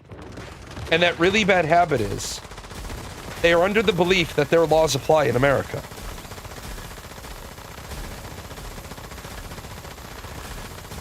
Like, all these people, all these Europeans, they keep saying, I can get a refund on Ashes of Creation because your consumer protection laws don't leave your borders. And even if they did leave your borders, how exactly is your country's court system, like, how is your country's court system going to impose a ruling on an American company? You have no ability to issue a court order to a bank to seize their assets. That's why banks have international divisions. So they're like, well, this bank has European and American divisions, and we know Valve has their money in that American bank. Yeah, Twitch shut down in South Korea because the bandwidth costs 10 times as much. See, unfortunately, I like European consumer protection laws. I genuinely do. No bullshit. I think your consumer protection laws are great. But I think your consumer protection laws go beyond consumer protection, and your consumer protection laws are anti-business. And that's okay. You can do that. Absolutely. But what you can't do is make anybody do business there. And in America, that's a big problem we're having right now with malls. A lot of our malls are becoming vacant because malls charge you rent, and at most retail malls, not mini malls, but I'm talking the big malls, you pay a percentage of your revenue to the mall. So they might charge you $20,000 a month rent and 2%. Well, if you're not making money, then yeah, it's a crazy amount. They don't get the traffic that they used to.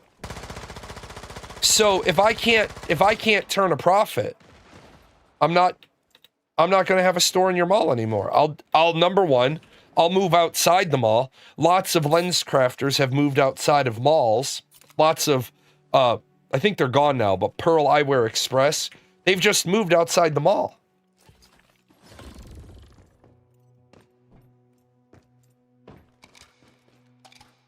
%of Steam's revenue comes from Swedish-made games.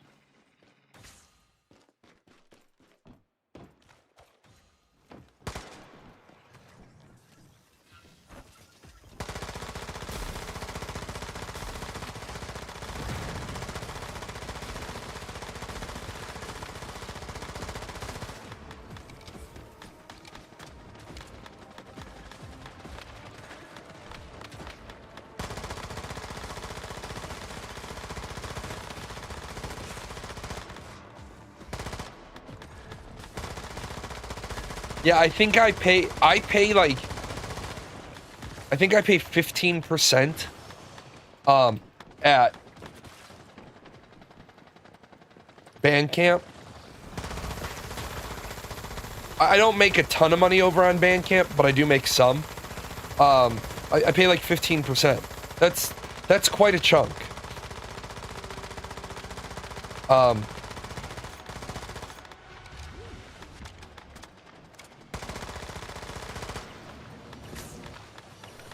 That is quite a chunk of surcharge.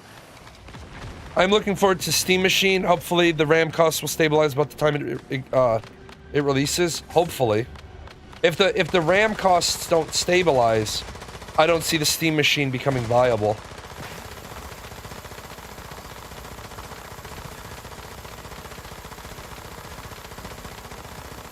Reload? What's this word reload?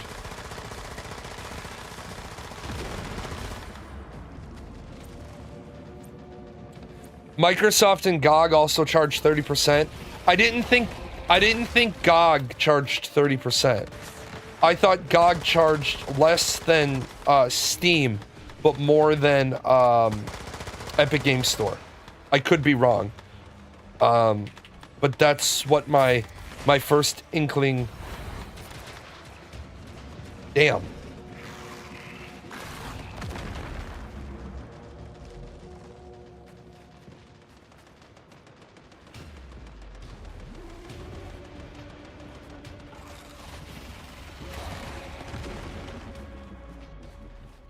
They said something crazy about not being able to buy a DLC of a game you bought on Steam from another source. Well, that I could see is problematic, but now we're moving into the idea of you don't own the game. You don't own the game. You have a license to the game. Like, I have thousands of Steam games, but they're split between several accounts because I don't like the idea of putting all of my Steam games on one account, because if something happens to the account, I would lose all of my games. So, and also, if I get a game key from, if Paradox Gaming Network gets a game key, that's not my game key, that's the company's game key. So I put those onto the company's Steam account, because if something were to happen and they were to seize all of my accounts, I'd be like, okay, well, here you go. And they're like, well, we've seen you play Crusader Kings on stream. Be like, yes, you have. But that copy wasn't acquired by the company. That copy was acquired by me. I have a copy acquired by the company, and I'm giving you that one.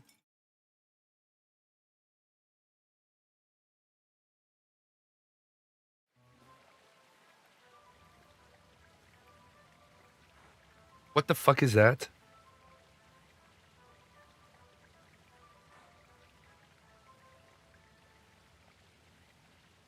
But yeah, that's not specific to stream. Yeah, that was the last one. That was all 6. We've got that shit down to a science.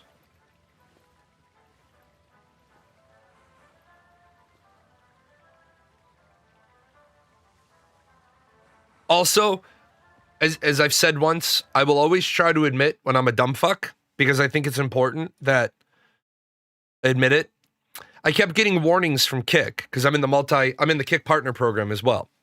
And I kept getting warnings from Kick that I hadn't been clicking off a particular box. And I was like, but I'm clicking off the box, but it doesn't stick. So every single time you go live, you have to click the I'm multi-streaming box. Well, that's a bit of a Um, that's a bit of a pain in the ass. Yeah, I'm a dumb fuck. It's in the monetization category. Click here to put this on permanently. Well, that's not where I would have put it.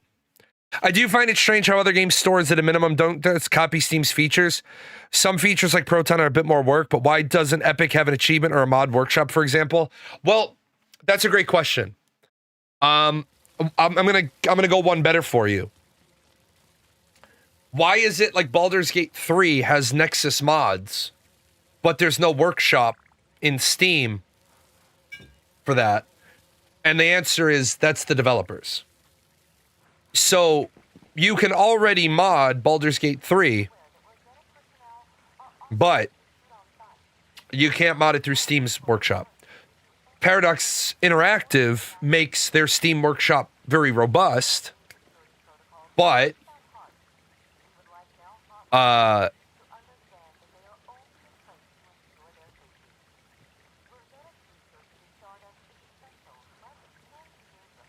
they still have their own independent one for their launcher.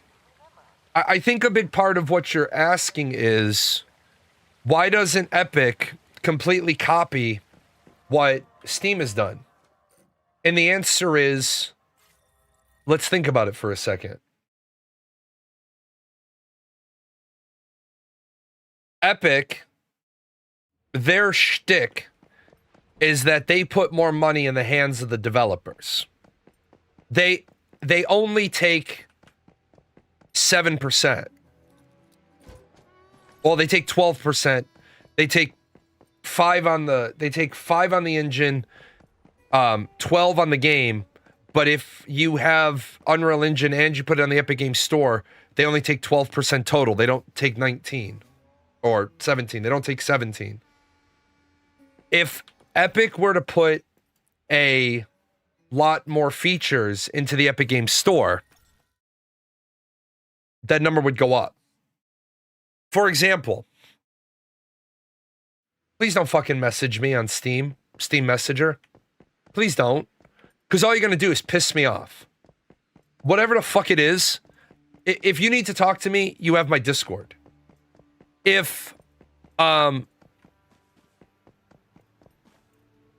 No, it hasn't changed. It was always 12% for the store. Well, early on they were messing with the numbers, but it's 12% for the store, 5% for the engine. But if you do both, it's still only 12%.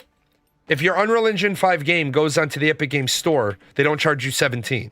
I mean, they still charge you 5% on all your Steam sales and GOG sales and independent launcher sales, which is good. I think that's fair. But their shtick is putting more money in the hands of the developer.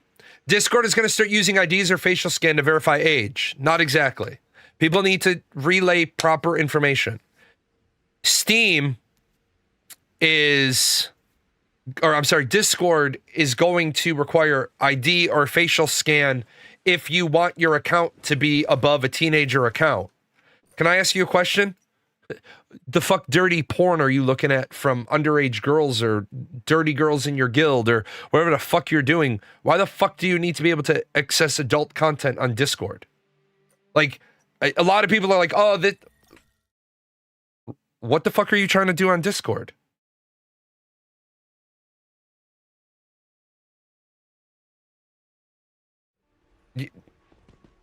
My politics channel was 18 plus. You're right, it was.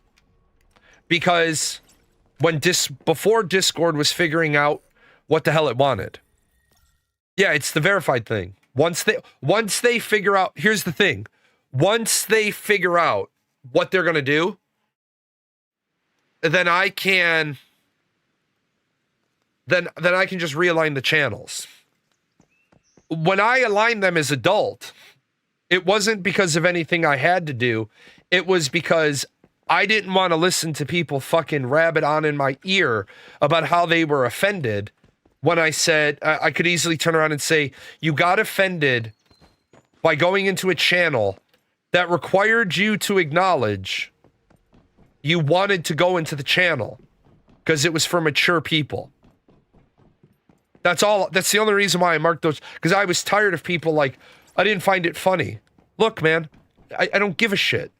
I don't give a shit that you don't. If you don't find people's sense of humor funny, that's fine. Not everybody likes Richard Pryor. Not everybody likes George Carlin. Not everybody likes Dennis Leary or Chris Rock, Cat Williams. Humor is subjective. But I don't want to fucking, honest to God, I don't want to fucking listen to you be offended at a joke. Now, if you come to me and you say, hey, I'm offended because that's racist shit, I'll be like, let me stop what I'm doing, point out the racism to me, because I don't tolerate it. I occasionally delete messages. I occasionally delete messages off of my Discord because I find them to be racist, sexist, homophobic, transphobic. But I'm not going to be compelled by people. I think that's transphobic. I don't. Well, I demand you remove it. I can remove your ability to see it. Well, what do you mean? Kick? I want to deal with your ass. Just because somebody disagrees with you and you happen to be transgender doesn't mean they're transphobic. It means they disagree with you. Just because somebody disagrees with you and you happen to be gay or lesbian doesn't make the person homophobic. It means they disagree with you. For example, I don't understand why we make a big stink about a baker who doesn't want to make you a cake because it offends the baker. So you're allowed to be offended because you're offended, the baker's offended, so you take the baker to court to force him to bake you a cake? Why did you want to spend a bunch of money to force a baker to bake you a cake? Why did you want to support his business? If it meant that much to you, why didn't you just go find another baker to bake your cake and then, right? And then leave a shitty review and leave it at that. That doesn't make the person homophobic. 9 out of 10 arguments you're going to make are going to be against a religion. I don't think we're in a good stake here. What if that baker did something to the fucking cake? Yeah, you're right. Exactly. Not everyone cares about achievements, but if you're the same game on Epic and Steam and a new DLC is released, many people will buy it on Steam because that is where they have their achievements. Sure. But here's the thing with that. That is, let the market decide. If there are people that are all the way on the thing of my entire life is based around my achievements in games. Cool. Then you're going to buy your games on the platform that gives you achievements. Do that. Well, it's cheaper on Steam. No, it's not. It's cheaper on Epic. No, it's not cheaper on Epic. It's not cheaper on Epic. Epic is just running a sale. Well, why isn't Steam running the sale? I don't know. Go ask Valve. Well, Epic can afford to run sales because they only charge 12%. So what you're saying is Epic can choose to make less money than Valve. Yeah. So now you're making a choice. You are affixing a dollar amount to the value of the achievement system. Period. Dot. That's it. Yeah, they're not running a sale because they had that shit on sale 2 months ago. And you didn't buy it then. Exactly. 100%.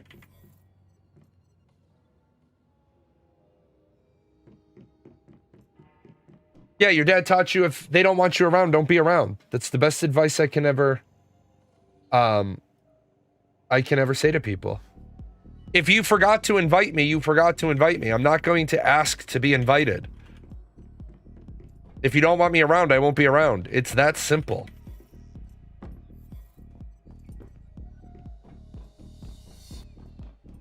But no, I think where we've really lost the narrative is people no longer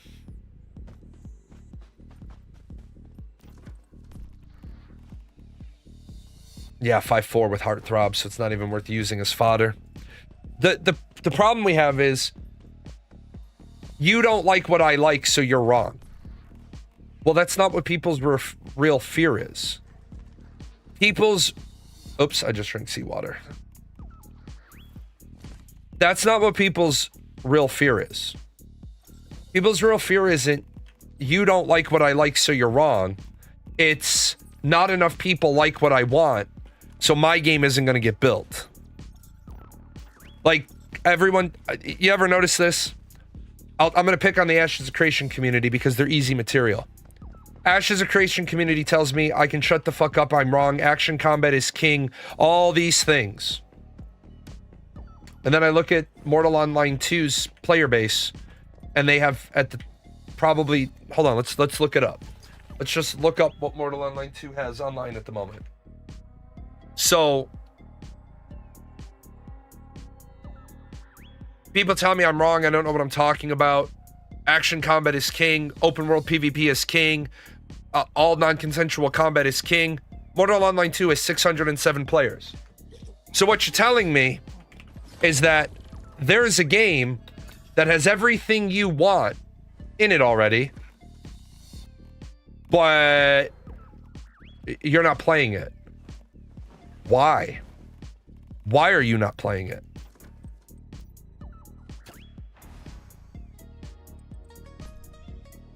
And then they're like, well, you're just cherry picking facts. What? I'm cherry picking facts. There's a game that has all the features that you want, and you're not playing it. Why? Well, it's not the same. Do they have a full PvE version now, or do they have where you won't be matched with people who do a lot of PvP? I think the distinction matters.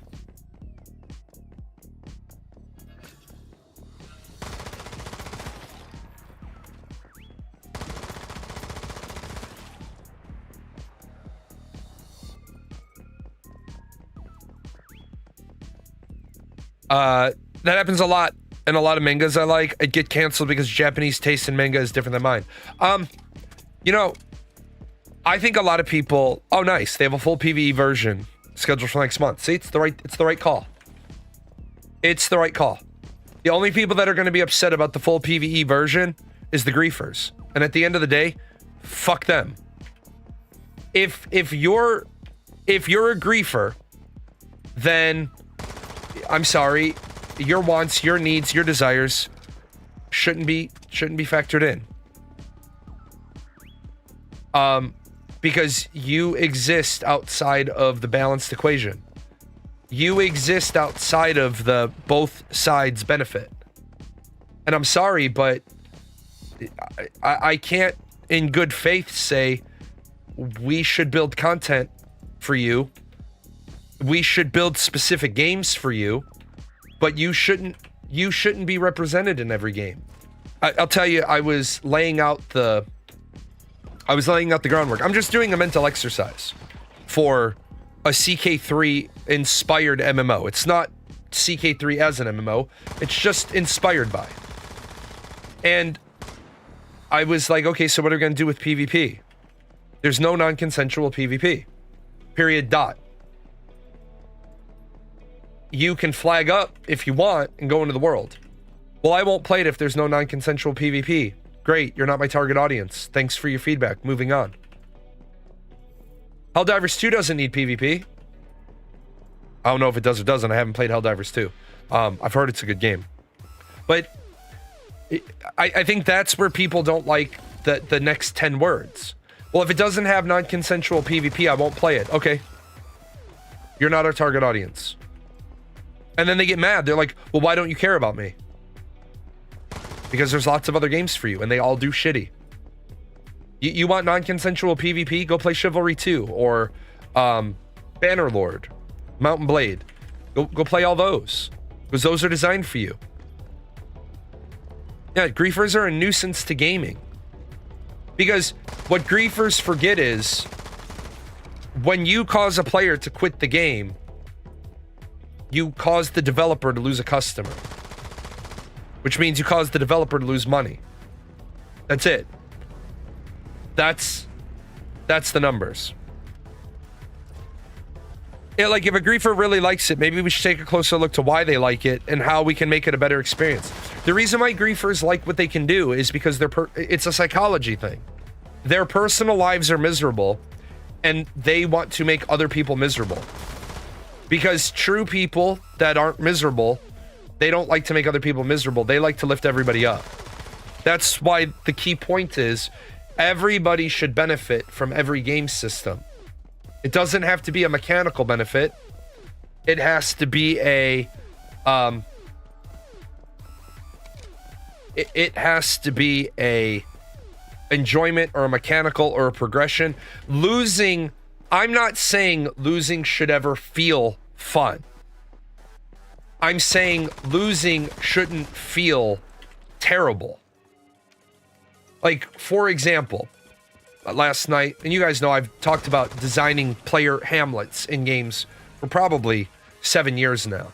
Arcade was a great example of this. You could build basically a little hamlet of different properties all bunched up together. So I was writing the rules for what a hamlet would look like. And I thought to myself, so what happens if the Baron of the barony changes? Is the new Baron stuck with all these hamlets? And then I looked at Ashes of Creation and what they had done, and I said, well, their idea was pretty good. Once you've built your hamlet, if you have to relocate it, it rolls up and you don't have to rebuild it. You have to find a new place. You have to negotiate a new land grant, but you don't have to rebuild all the buildings. Is it realistic? No. But it's also not realistic that a player, a Baron, wouldn't wouldn't go to a hamlet and drive everybody out. Is it producing resources? Yes. Is it producing money? Yes. Is it taxable? Yes. A good Baron would say, I'm going to keep these people around because they're generating me the very resources that made my decision to take over this place lucrative. Yeah, you can just introduce some well, I'm not introducing any magic. Because I don't like the bullshit, it is quite simply this. When something works in a way that isn't totally realistic, we remember that it's gamification. We remember at the end of the day that the developers are a GM and they have a pen. Do we acknowledge that a hamlet getting rolled up into a blueprint and being moved doesn't make a lot of sense? Yes, we do. We acknowledge this. But we do it this way to have the greatest level of player agency and the least amount of player disappointment. Period. Dot. We understand at the end of the day, it's a game. And I think my belief is that players will be okay with some rule bending, realism bending, not rule bending, but realism bending if it's respectful of their time. Like, for example, if you played CK3, you know that each building gives the barony a buff. Well, in my version of the mental exercise, what the Baron can directly control is one thing. His barony. One. He can be a Baron. He can be a mayor, a grand mayor. He can be a bishop, a prince bishop, whatever. But he can only... his seat of power is either a castle, a city, or a temple. Well, what if he becomes a count? He still only has one barony. And now he has 3 vassals. What if he becomes a duke? Well, now he's got vassals who have vassals. What if he builds a forge? Well, what's his family? There's no guilds in what I'm designing. It's all dynasties. It's all bloodlines. Does he have any legacies in forging? No. Okay. Well, then he can't readily put a bloodline member to run the forge. Every building in the center of civilization has to have a rule, a controller, a manager. Well, if you're I'm basically taking all the things that I recommended to Ashes over the years and writing them up for a different game. Are there any games with classic WoW Alterac Valley?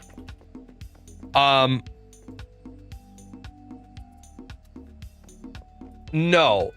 Alterac Valley is, in my opinion, one of the greatest battlegrounds that was ever created.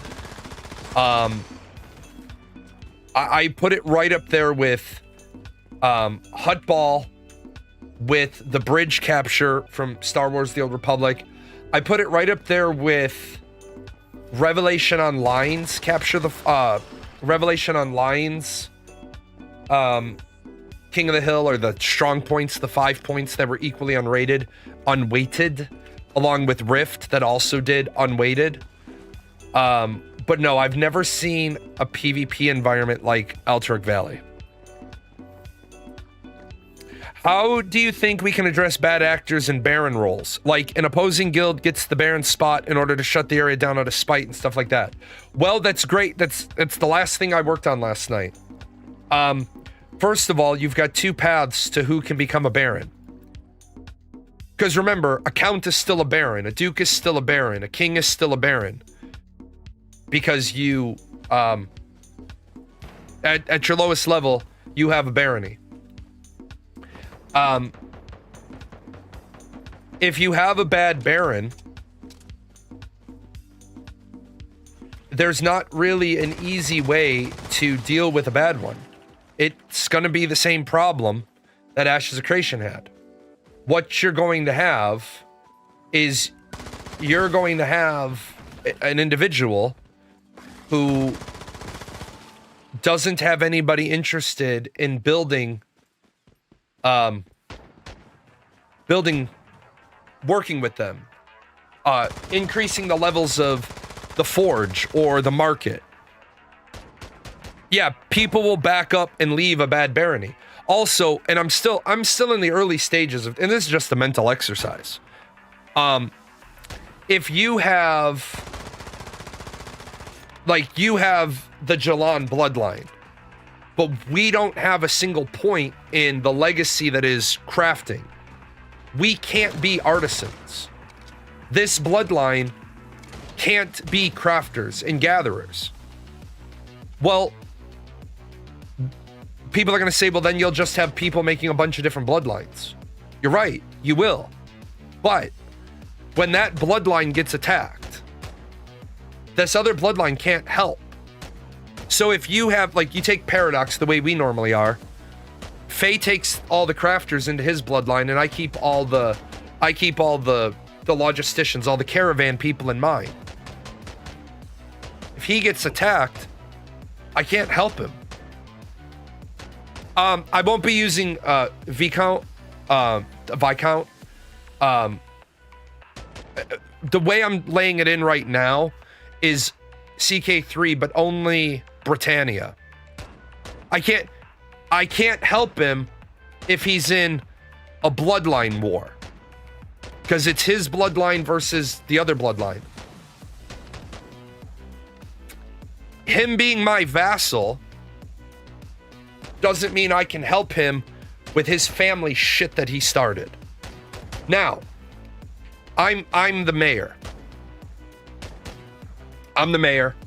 He runs the forge. Well, nobody can attack the forge directly, because that's in a different vertical silo. In order to attack the forge, you would have to declare a raise war on the barony. My understanding is Count is military leader of multiple baronies. Position is filled by a baron. Duke is a political leader of multiple counts. The position is filled by a count. No, you are correct in you are kind of correct in reality. But in order to stop the CK3 problem, you are always a baron, and your barony is always your stronghold. So,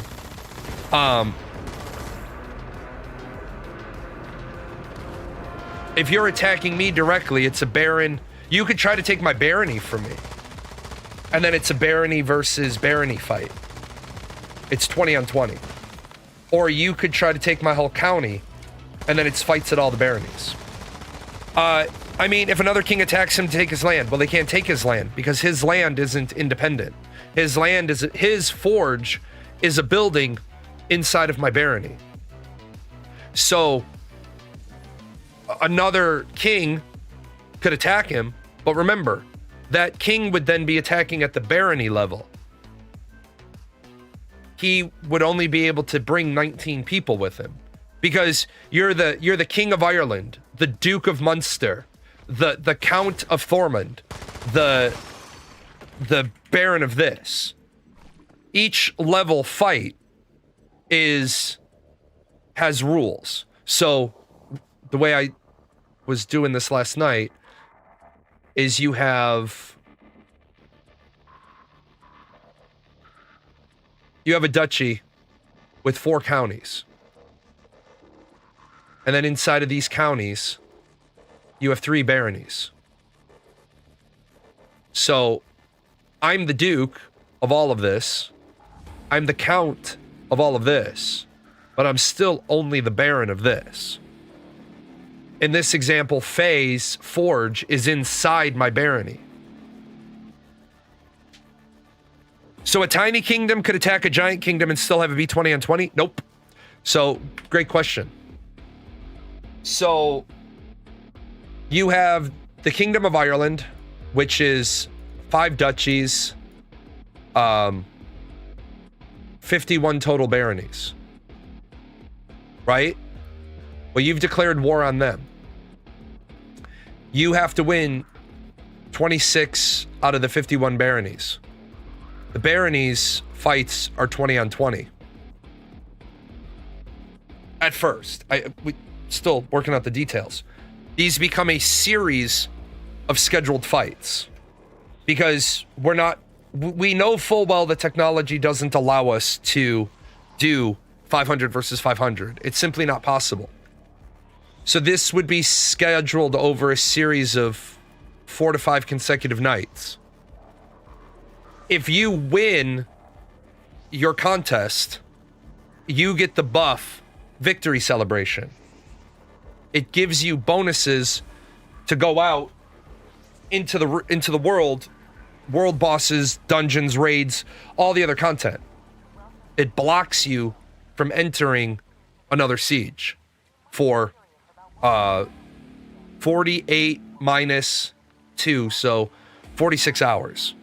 I've got to play with that. I made a change at the end. Sorry, that was wrong. It makes whatever the opening window of the 3 primetime siege slots is. If you won, you sit.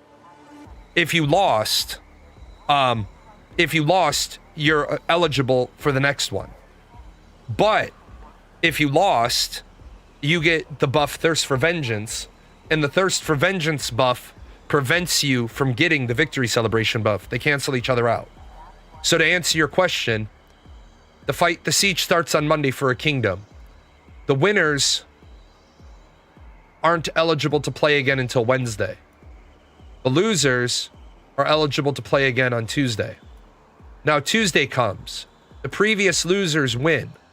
They're eligible again on Wednesday because they had the Thirst for Vengeance buff. When they won, they would have gotten the victory celebration buff, but it falls off because they can't get it. Now on Wednesday, the original winners versus anybody, like anybody on defense. Yeah, if you've got H37s, I will take H37s. I am still reading those. The problem is, what we're looking at is a really big problem with how do you stop a powerhouse guild from rolling over everything? Well, kind of what Steven talked about is you declare war on this kingdom. That's great. But now you have a bloodline of, say, 50 people. You're supposed to be taking 20 people with you to an offensive fight, but you declared a kingdom level war. That fight's going to take 4 or 5 nights. Well, now, tonight, some other person declared war on your barony. Which 20 people are you going to leave at your barony to defend it? Because if you lose your barony, you're unlanded. So you left yourself vulnerable. It's not to make it impossible to have sieges. It's to have an awful lot of consequences. The higher level of a fealty chain you're trying to subjugate. You made it possible for kingdoms to fall apart internally. You cannot have it so a king has absolute control over everyone. Meaning you cannot have a kick button that lets you remove and replace vassals. I will be right back and I will answer that.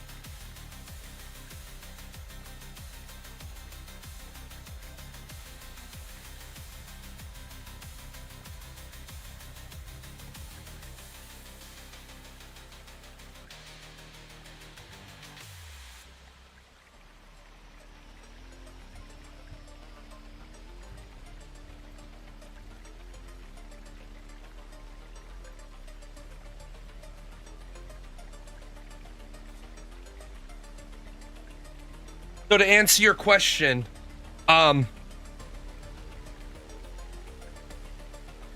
you cannot take away titles from people. What you could do, no goofy ass random dragons during a siege. So say Rail is in my bloodline, and say you're being a really big pain in my ass. When I declare war on your barony, I declare I'm taking your barony because you're a pain in my ass. With that said, the menu that pops up says, if I'm successful, which barony am I keeping? The one I'm already in or the new one? And so I put on the click down, I choose me to take the new one. Yours is better. Yours is nicer. So then on the old one, it says, who will become ruler of your old one? I click Rail. So I attack you. I win. I take your, I take your barony. You get a Casus Belli for your home. And there's no, I changed my mind. The moment I win, I become the new Baron of this. He automatically becomes the Baron of that. How do you rebel? You do an independence rebellion. But in order to stop people from randomly just bogging the game down with repeated one after another, like your account, and every other week it's siege the count, rebel against the count. There would be actual grievances. You approach me and you say, I have a war coming against me.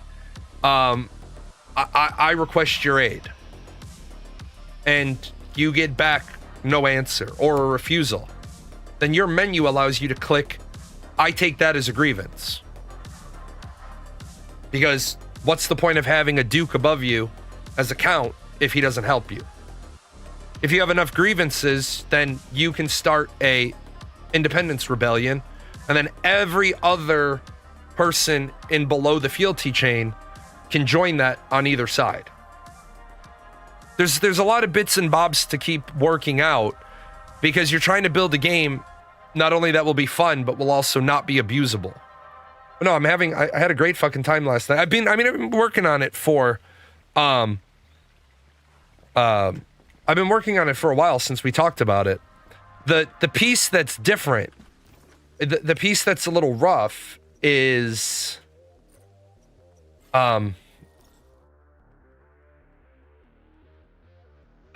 building meaningful PvE for all the other players who aren't going to be part of the political game. Because not everybody is going to be a Baron. Not everybody can be. You would have to have a massive world, and then you would be playing like Conqueror's Blade, or Dynasty Warriors, and which, I mean, isn't bad, but it's not really it's not really an MMO then. It's like trying to figure out, how do you have zone control and territory control in a game on a larger scale than New World?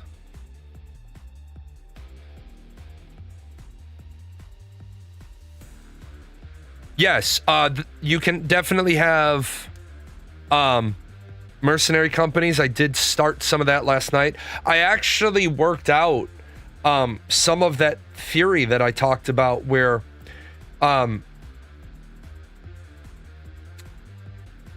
because Steven doesn't have a monopoly or a trademark on caravans. Caravans moving back and forth between baronies that are launched automatically.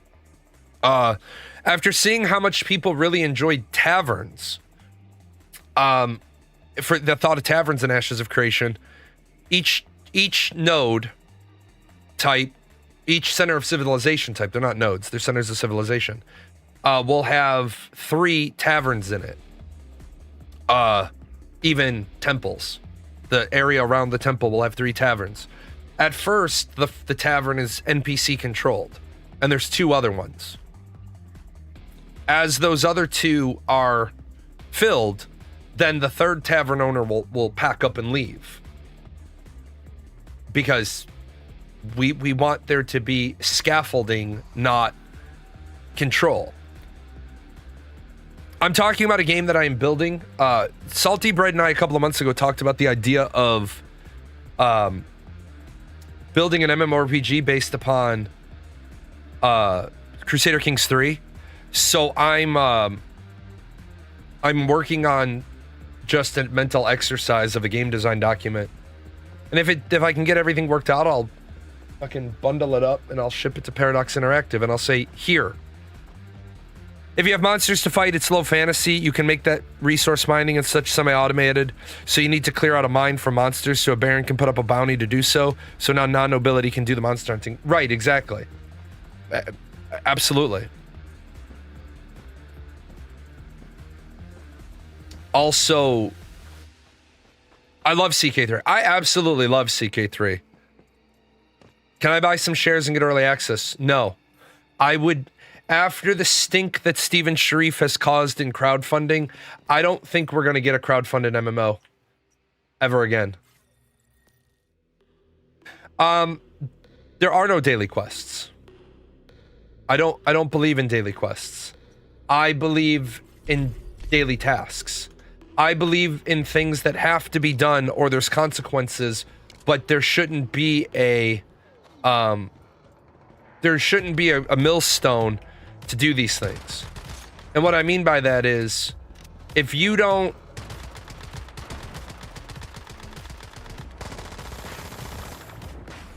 protect the caravans that move node to node, then bandits spawn. If bandits spawn, then they can build their own camps.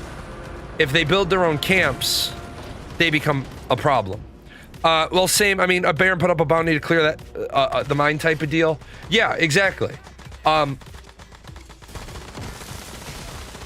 that is, but that won't be a daily. Because that would be tied into a Baron can't set up a mine because it's beneath his station. A Baron can have a dynasty member set up a mine. Like say you were an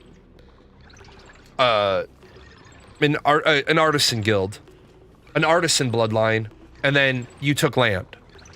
Well, you might have the dot in your bloodline to set up a mine, but the Baron himself can't do it because it's his slot for that behavior is already taken up by ruling.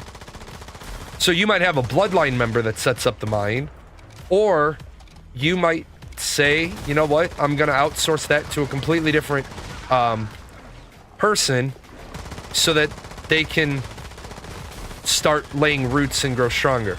The whole point is, where I think Ashes of Creation completely failed and missed the mark was seeing the game in alpha the way it went. There was no interdependence on other players. You had guilds that were able to just simply dominate the game without needing anybody else. And that's okay, but it's not very good game design if nobody ever needs anybody else. What you want is you want people to need each other. The top 1% should absolutely need the bottom 99%. And if they don't, that's 100% of why we get the problem.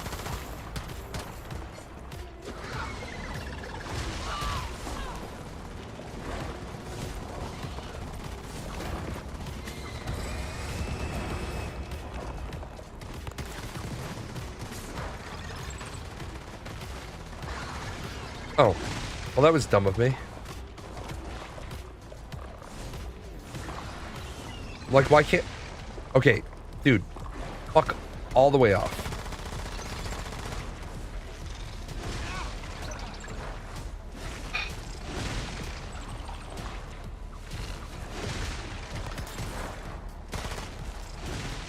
I didn't bring ammo. It's always an embarrassing state to be in. What'd you forget? My ammo bag!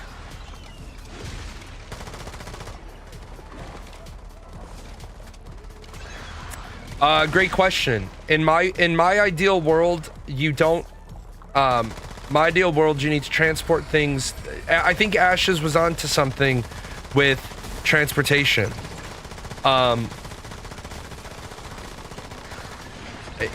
You should not be able to have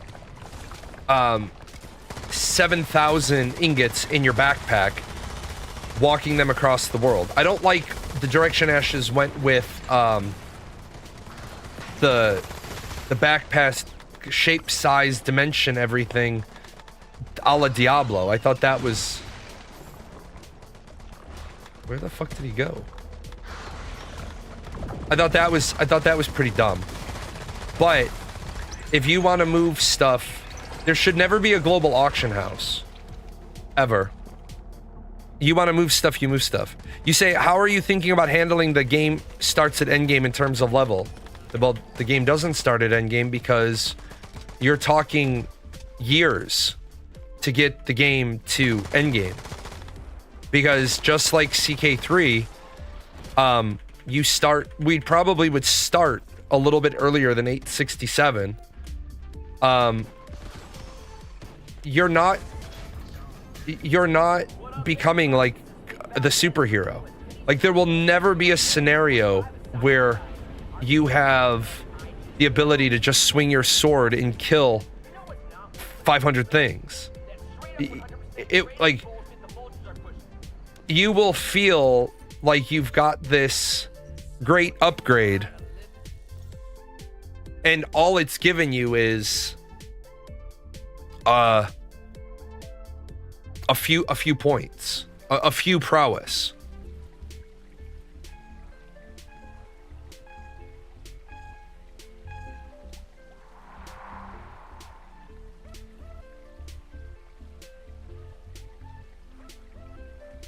because you're not talking about a fantasy game where you're going to single-handedly walk out of the town and kill a dragon. You're not talking about a fantasy game where the high fantasy game where you're going to walk out of the town and stand up against 20 armed men. This isn't going to be the beginning of Robin Hood, Prince of Thieves, where Lord Loxley is on his horse and he sees he's surrounded, and instead of just backing his ass up, right? Like Duncan is literally at the gate, and Lord Loxley's on his house, and he's on his horse, and he's like, "For God and King Richard." Dude, you just charged at a dozen men with torches. You're fucking dead. Like, you know what I'm saying? Start off with a stick and then grind 2 weeks for a sharpened stick. No, not necessarily. Because what was his name? Scribbles. He was doing Defend the Night before they rolled that up. I think there's something to be said about taking us back to our roots.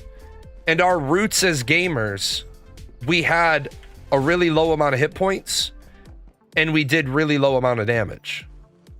And if you elongate the lifespan, you don't need to he got pulled down and murdered because he charged at a dozen men with torches. Like, dude, yeah, you're probably going to kill 3 or 4 of them, but pulling an armored knight off of a horse isn't exactly hard. It's hard if you don't get... It's easy to stay mounted if you're not surrounded. That's why people would be like, why is that knight riding off? He's a coward. No, he's riding off so that his foot soldiers realign around him so that he can do what he's supposed to do as a mounted knight. And that's stab with a really long sword. Stab with a really long sword. And his troops are there to stop him from getting surrounded. It's like the Way of Kings. You hear the shard bearers, the way they describe the tactics is they go in and they've got these elongated shard blades, but they need to make sure that as they're swinging it, people can't go after their feet. I think the problem we have is everybody wants to be the umbo jumbo super magical hero. Nobody wants to be the foot soldier. Have you thought about making it so everyone cannot run around in plate armor because of upkeep and durability? Yes. Absolutely. Absolutely, I have. Again,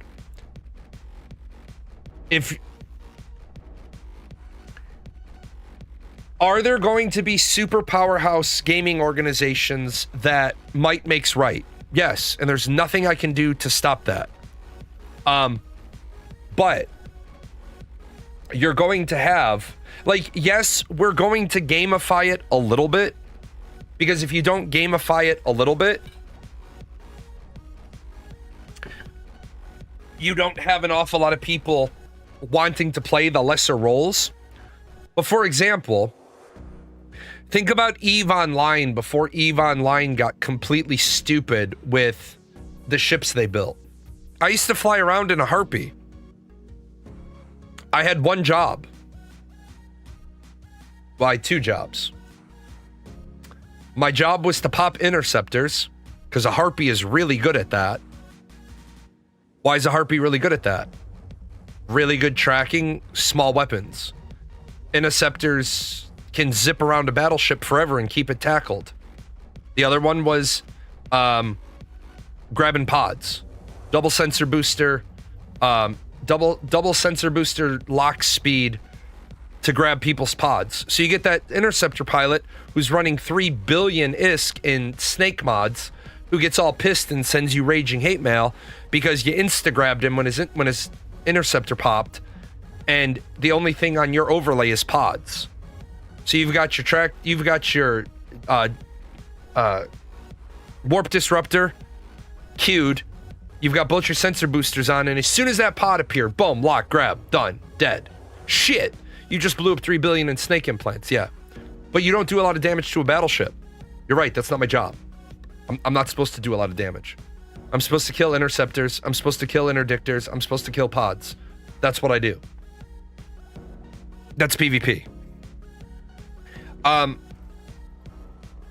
You also have people that always want to be... They want to be the jack of all trades and the master of all trades. But you got to make a choice. What do you want to be good at? What are you willing to be bad at? No, PvP is... There is no non-consensual PvP. In my world, in a game I build, would never have non-consensual PvP. And here's why.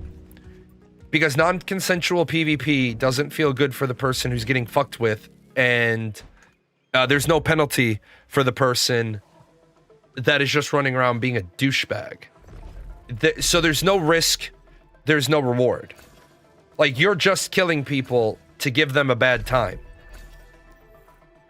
That's where I thought Ashes was going to be exceptional. You're trying to give people 50 ways to have good times. No, non-consensual PvP doesn't promote Zerg warfare. Because Zerg warfare is going to be, if your game promotes Zerg warfare, it's going to be in everything.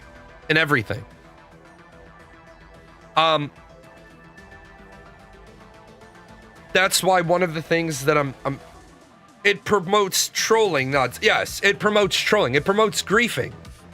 It promotes I'm bored, so I'm going to kill people that there's no reward for me killing them, and since I don't take a penalty. Now, banditry is cool. Banditry is cool. You're moving a caravan. I think this is one place that Ashes and Steven completely fucked up. You have a caravan. You're trying to move 10,000 iron ore from one place to another. That's a really noble, lofty goal. What are you doing with it? Well,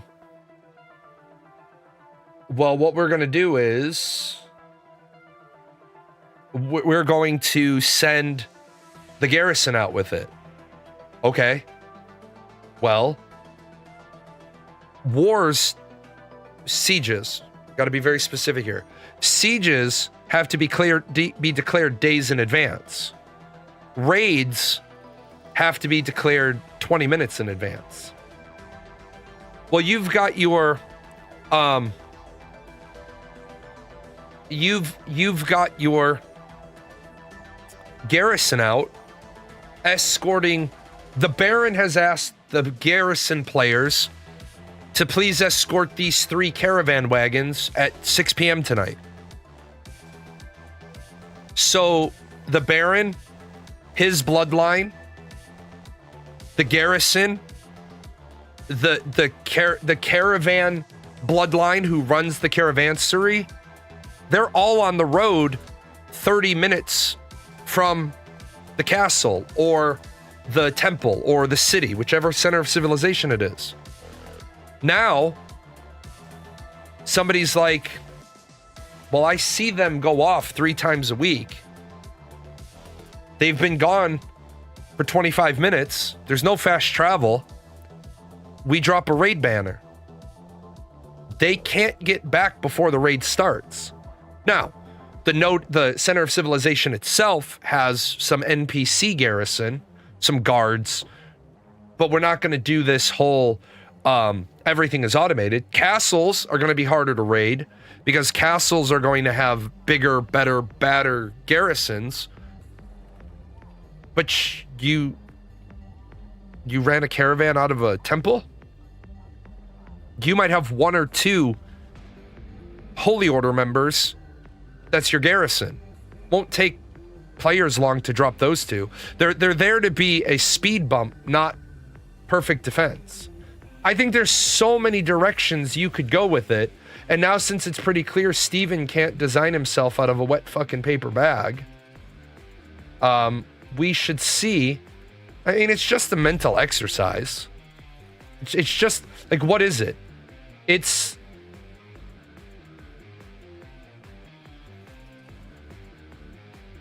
No, we're not going to do that.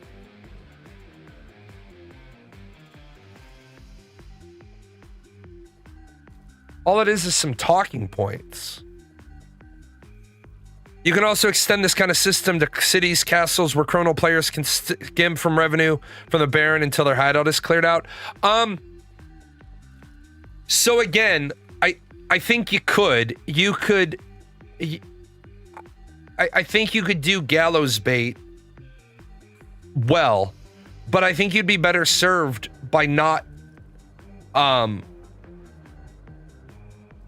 necessarily allowing players to do that, but let that be the purview of the NPCs. But if you design the system right, there would be no reason why players couldn't do it. I would agree with you there. I think this really boils down to Ashes of Creation showed there's a lot of interest. There's a lot of interest in a lot of things. But it's going to become a matter of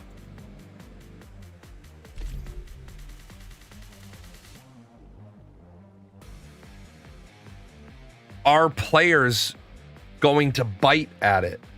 Because you can design it, but if nobody plays it, then you're fairly screwed. Like,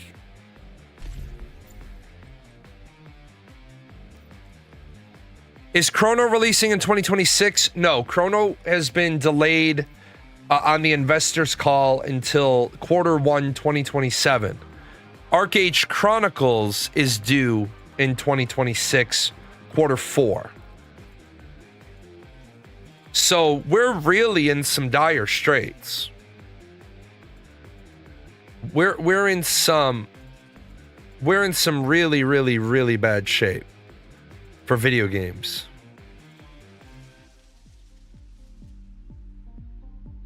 Eternal Tombs should be coming soon.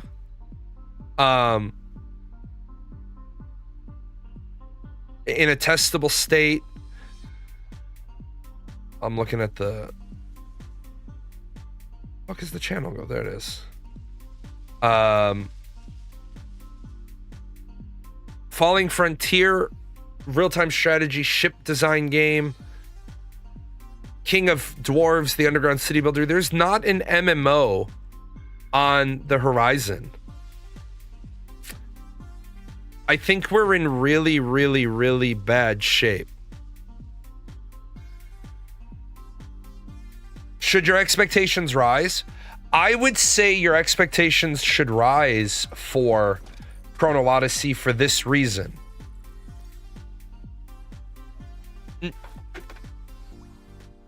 If Kakao didn't give a shit, they would have launched the game in the state it was in, made whatever money they could, and then fucked off with the profits. The fact that Kakao Games decided to pause, right? And push back by 18 months. Now, you can hate Kakao Games, and I wouldn't begrudge you. I'd say, yep, you got burned by them. I understand you don't want to trust them. Totally cool. I get it. But the very fact that they said, you know what we're going to do? We're going to push this back. This isn't good. We're not in a good state. I think there's something really strong there. Yeah, it appears like they're trying to build something good. Which, you know, it's really easy to beat up on a company, right? It's really easy to beat up on a company if you don't ever want to give them a chance to redeem themselves. But if we want to give them a chance to redeem themselves, I think they're There. You weren't overly impressed with what I saw when people got it played a while back. Sure. And that's why they said, like, lots of people weren't overly impressed. So what lots of people said was, this ain't it, kid. They said, this ain't gonna do. And so they said, well, damn, we're not even gonna let you see the other classes then. What we're gonna do is we're gonna go and iterate. And all we can do then is respect their decision to go and iterate. Like, if you beat up on them, well, why wasn't it ready? Well, what are you on about? It wasn't good. You said it wasn't good, so we're not pushing it. Like sometimes gamers, they irritate me because what the fuck exactly do you want out of the developers? If they admit what they have is bad and they delay it, you're mad because they delayed it. If they launch crap, you're mad that they launched crap. Like, what exactly do you want from them? It's like nobody ever wants to give anybody an inch to, produce something good. I think Rob Dawson doesn't give a shit about video games. He gives a shit about money. Rob Dawson is going to try to push Ashes of Creation out and make some kind of money to get some kind of return on his investment.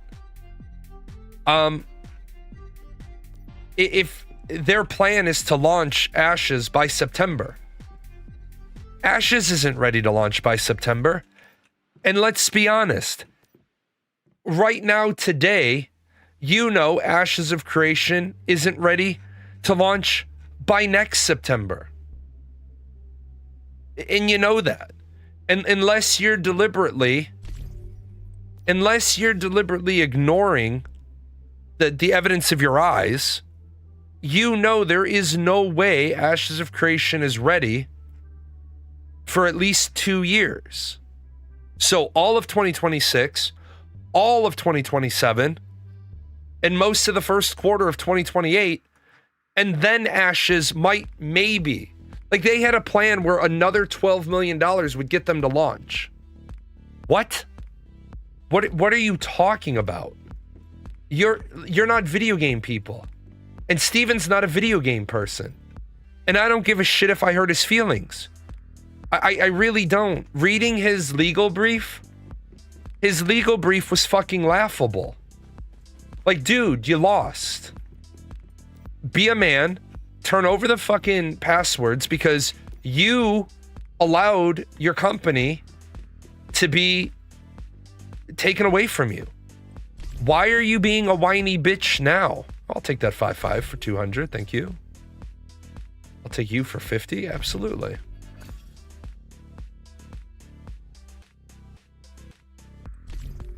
I will take all of you. I just don't get why Steven's whole, they took my company. No, they didn't take Steven's like, they took my company away from me. Bitch, you took $120 million of their money. That's not a small dollar amount. That's not a small amount of money. You took $120 million worth of people's money and you lied to them. Steven assured investors that there were going to be 2 million players at launch. Dude, you had no idea if there was going to be 2 million. Yeah, you capitulated. You fucking quit. You threw a temper tantrum. I'm sorry. Like, even if I don't believe what Steven said is true, I don't believe his statement of Rob Dawson physically threatened me and forced me to sign the paperwork. Because Rob Dawson, if it's the same Rob Dawson, is I believe he's a barred lawyer. If not, he has his Juris Doctorate in law. Whether or not he passed the bar, I believe he's a barred attorney. He knows damn well, right? He knows all you had to do was sign all those documents UD under duress. And then as soon as you were out of the room and safe, go file a police report that you were just forced to sign documents. And that right there, you would have rolled back to your studio with some cops, said, that's the guy. The cops would have walked up and said, either we have enough based on his statement, or we don't, and we're here to investigate. But as soon as Rob tried to do anything with the paperwork that signed UD, like, bankers, lawyers are going to see that, and they're going to say, this isn't notarized. And Rob's going to say, well, he signed it in front of me. But it involves you, so you can't notarize, you can't attest to the validity of his signature. Like, that's the other piece of it that doesn't fit. I'm just an itty bitty tiny small nobody fucking corporation, and I have to call the fucking mobile notary because when I sign something from myself to myself, I have to have the notary notarize it. Otherwise, I could just generate, like, oh shit, the FBI's on their way. Oh shit, the IRS is on their way. Let me just write up the memos now and fucking backdate them. No, you gotta have that shit notarized. And I'm a nobody company. So, Rob needed 30 to 40 sheets of paper signed, and they were so profound that they were the type of papers that a notary doesn't have to notarize. I'm not on Rob's side here, but I'm definitely smelling like somebody tracked some bullshit into the kitchen. It sent me off my lunch a little bit. And all Steven did was fuck it up for every game, every crowdfunding MMO developer to come. Steven literally fucked it up for them because they're like, who's gonna want to give a game company $20 million? And the answer is nobody. I think the funniest part is that he still stole money from his own company, allegedly. He's fucked on that alone. I don't know why he thinks the company will go anywhere with him ever being involved now. You're right. And here's, for anybody that doesn't understand the Ashes of Creation problem, I don't think Rob Dawson followed the law. I know he didn't follow the law with the WARN Act, the way he did the WARN Act. I imagine he's going to be investigated as a WARN Act violation. And if you haven't dug to the bottom of the WARN Act, my understanding, and I'm not your lawyer, is the moment you violate the process of the WARN Act, the 2 class action lawsuits against Intrepid Studios can turn around and claim the way Rob Dawson did his business deal, Rob Dawson and not the corporation became the employer. And if that's true, Rob Dawson is on the hook for another $12 million. He's on the hook for the lion's share of $11.3888888 million. I'm not saying I like Rob Dawson, because I don't. But I'm saying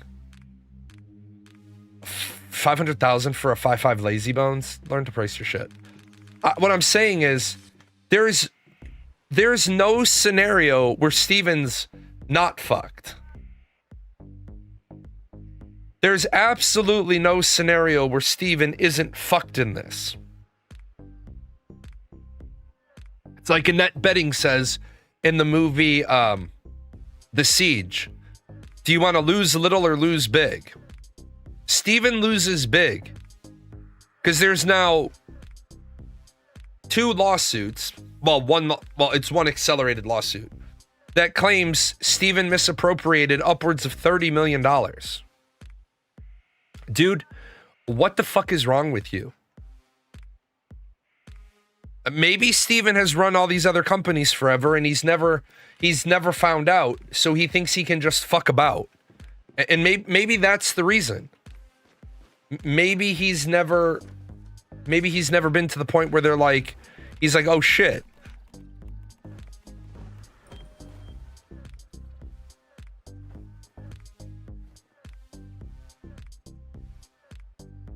What do I need? I have it written down in the notebook somewhere. The notebook of everything. Do I have it written down? Thought I did.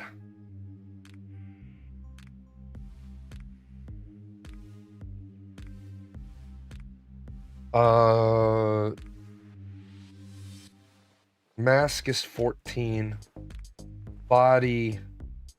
Yeah, mask is what I need.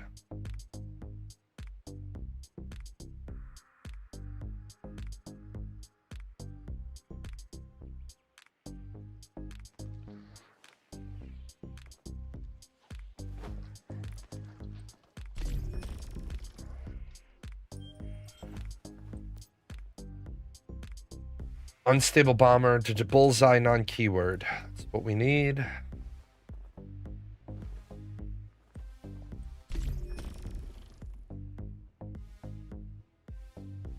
Vulnerability amplifier. Violence.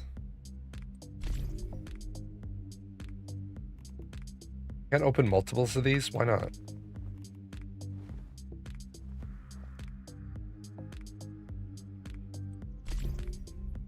Vulnerability amplifier. All I just want, just give me an upgrade.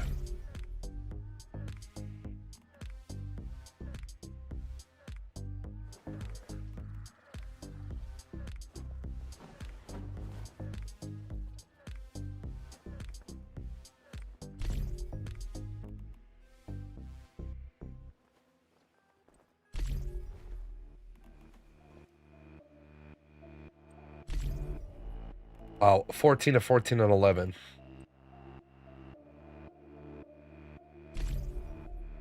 And a 14. And a 13. This is why nobody likes the new system. And a 12.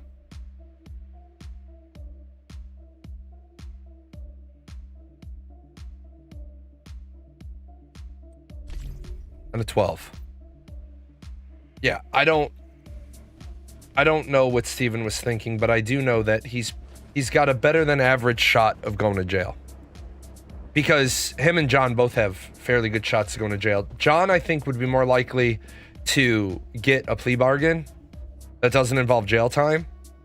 But, I mean, for God's sake, man, everybody knows. Anybody who's ever run a business, who's gotten to the point of forming a C Corp knows you don't commingle your money.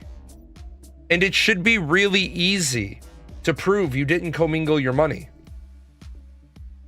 Because there should be no...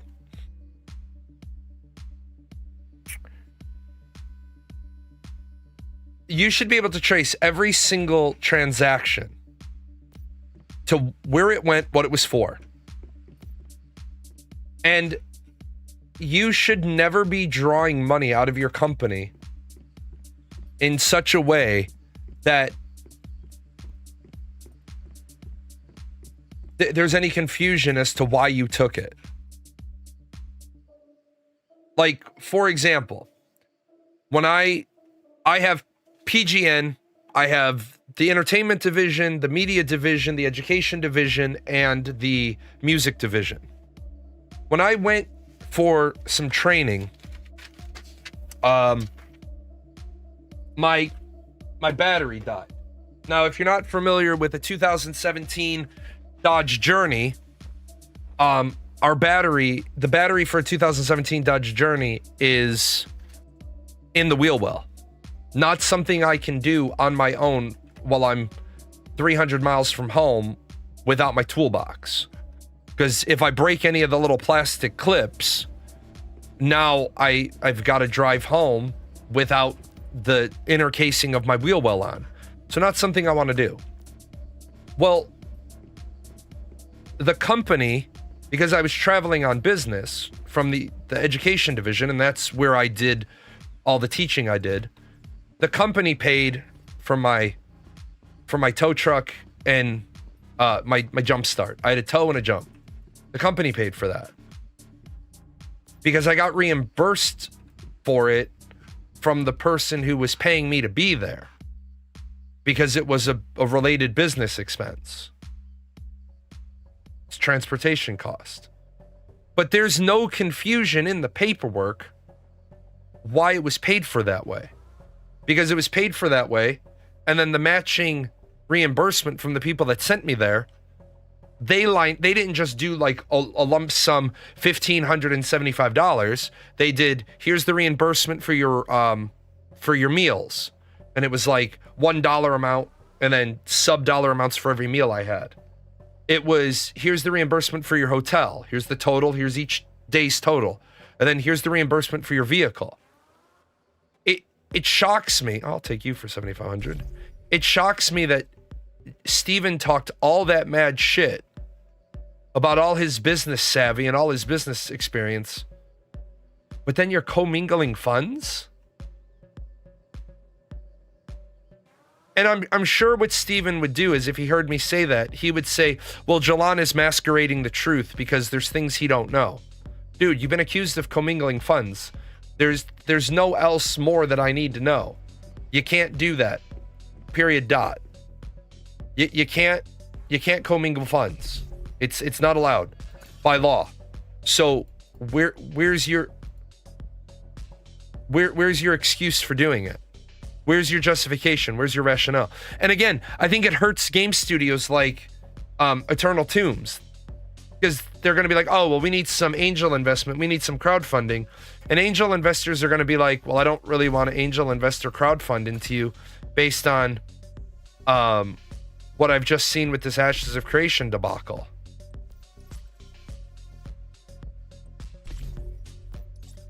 It's so sad.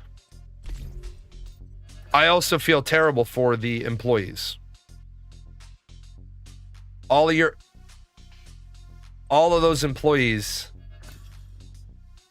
I feel bad for them because they didn't get their 60 days notice. But I feel really bad for them. Again, lots of people live paycheck to paycheck. I don't recommend doing it, but some people don't have a choice. Those employees went to work in good faith for 2 weeks, and they didn't get paid. To my knowledge, they still haven't been paid. So that tells you everything you need to know about Rob Dawson. You had more than enough time in December to talk to your lawyer about your Class 9 sale, your Article 9 sale, but you didn't do your WARN notice. So I'm glad that there's evidence of that, so you can be personally liable for about $11 million, because you deserve to be liable for that, because that's the whole reason why the WARN Act exists. Well, if we had done the WARN Act, our employees might have left. Yeah, as is their fucking right to do, man, because not everybody has got $80 million that they can throw into a video game. Some people need a reliable paycheck. Some people need to be able to go down to McDonald's and get a job. Some people just want to, this silly fucking idea of feed their kids. And if it's the same Rob Dawson I think I found, I have no sympathy for him, and I have no sympathy if they throw the book at him, the whole bookcase at him, because he's got kids. So why should your kids deserve to eat, but the employees' kids don't deserve to eat? It makes me sick, man. It makes me sick. I always try to see people as, I always try to see something that looks like the best in people, right?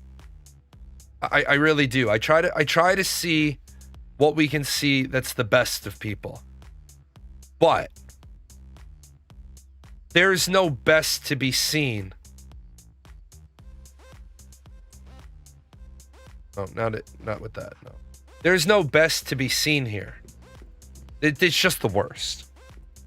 But with that said, it is nice to see some game companies being better human beings. I will definitely take you.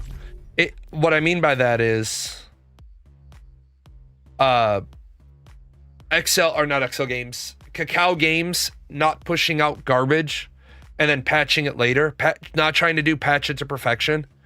I was really shocked. Aeon 2's North American executive producer is Crowlin. Shit. Even in smaller cases, business owners can run into serious tax issues when they pay themselves directly from the register instead of using proper payroll or accounting methods. This situation Stephen Sharif is facing on a much larger scale, with multiple lawsuits and legal action reportedly in motion involving significant financial scrutiny and potential regulatory violations. While the circumstances differ, it underscores the same underlying reality. The government will investigate and prosecute. You're right. And see, what you just said is, I don't know how many times I've had to tell people,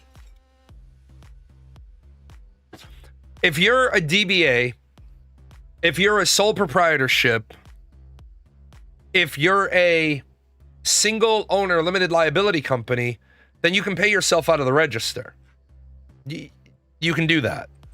Because at the end of the day, you have to pay self-employment taxes on your own tax forms, because those three organizations, unless they've elected to be taxed differently, those three types of organizations pay their taxes on pass-through income. But like me, I can't.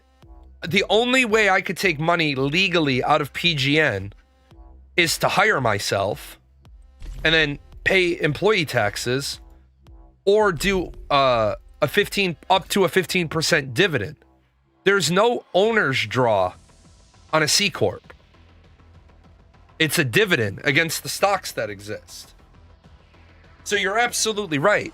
And I think what's going to happen is all of these individuals have gotten, all of these vipers have gotten into the bed together, and they're all biting each other on the ass. They're all the ring, man. It's one serpent devouring the other. And I laugh about it. I do. Like, all you people, Cacao did not make ArcAge. XL Games made ArcAge. XL Games owns the IP. Cacao controls controlling interest of XL Games stock. That's how Cacao is distributing ArcAge Chronicles, because they're not giving XL Games a choice. They own, I think it's 53%.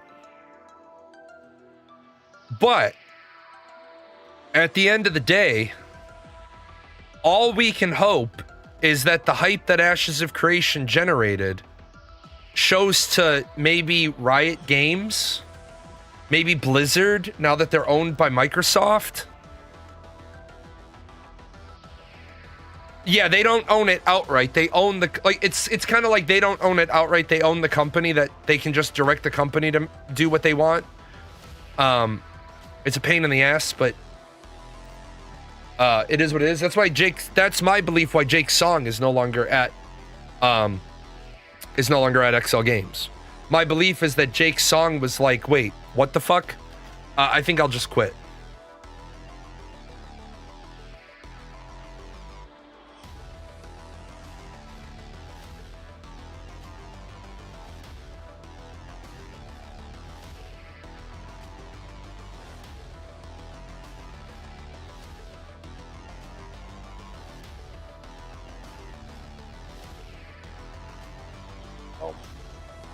What else?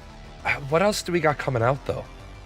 By the way, you keep seeing on the screen, you see the Where Winds Meet. The Where Winds Meet. I only left it up because both games are distributed by NetEase. Where Winds Meet is an absolutely amazing game. If you're totally bored, I mean this. Oops, I can't even spell wins. If you are totally bored right now with gaming and you got nothing in the chamber, nothing in your stack, nothing in your queue, nothing in your what's next, Where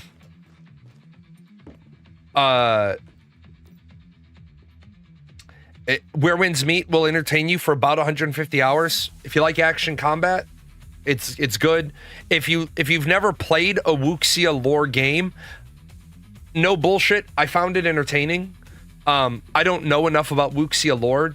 My only exposure to it is Dynasty Warriors and the Legends of the Five Rings. But I did really enjoy what I engaged with. I thought it was good. Again, if I didn't think it was good, I would tell you I don't think it's good. I don't like to bullshit people. I don't see the need to. What are the charges? Fraud, embezzlement, breach of fiduciary duty, tax evasion. Shit. Hold on one second. I think I finished compiling my list.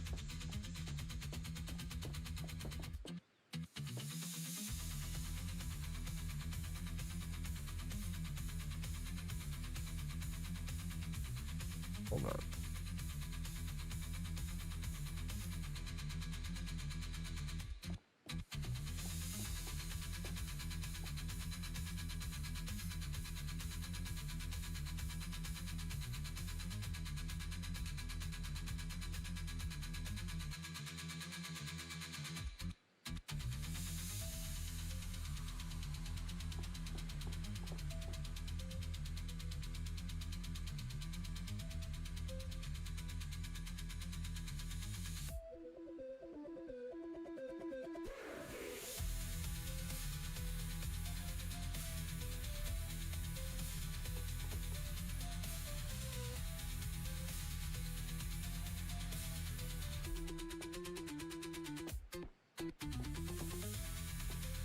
Hold on. I'm grabbing. I have documents all over the place.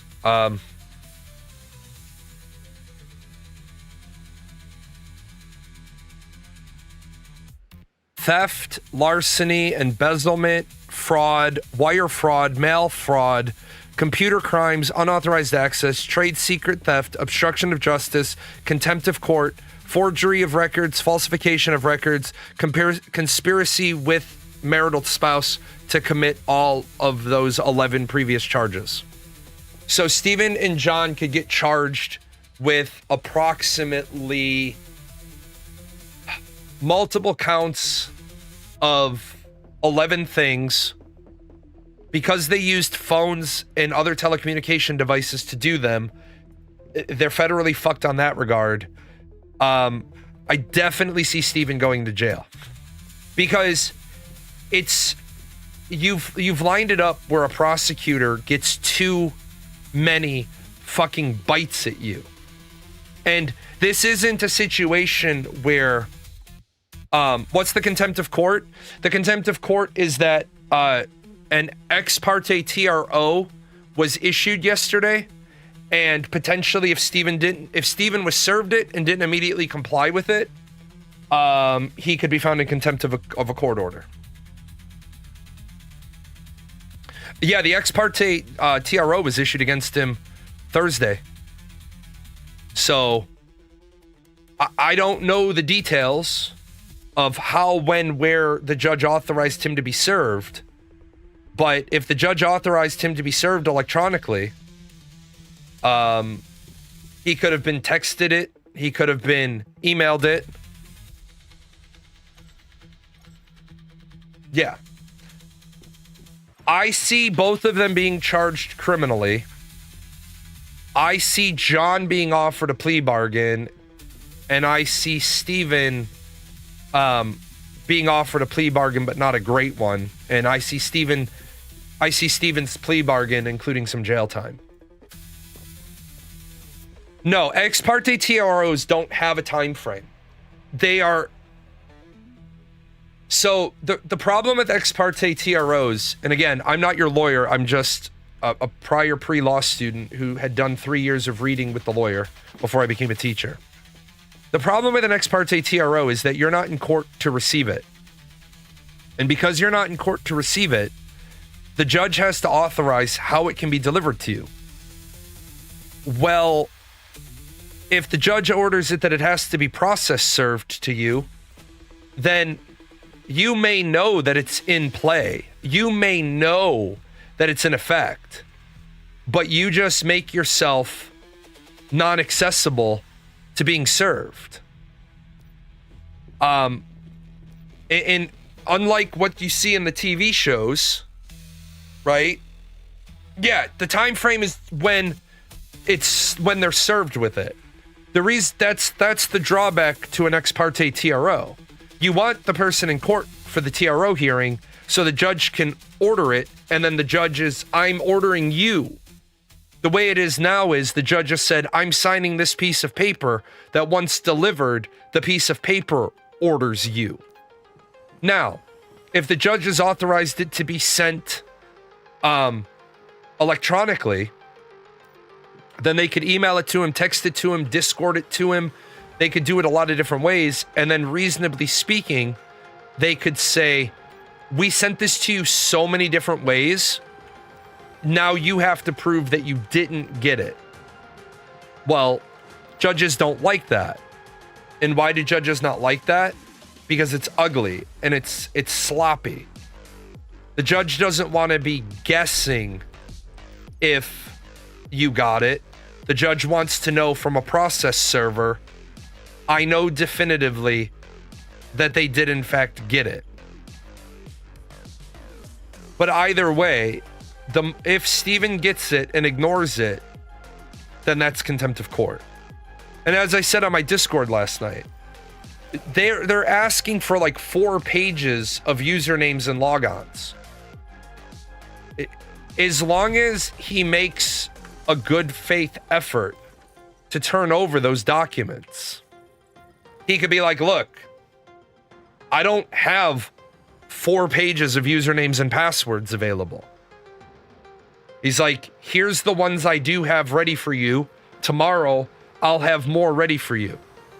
But where the trick would come in, he would probably get his ass in a sling if he's like, the only one I can give you today is the Hawaiian barbecue or the Mongolian barbecue username and password. The judge would be like, they asked for 4 pages and you gave them 1 on the first day and it was the Korean barbecue place? I don't think so.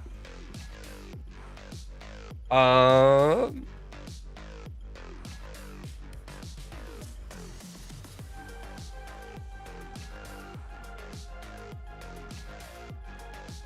think California is one of those states that their max penalty for contempt of court is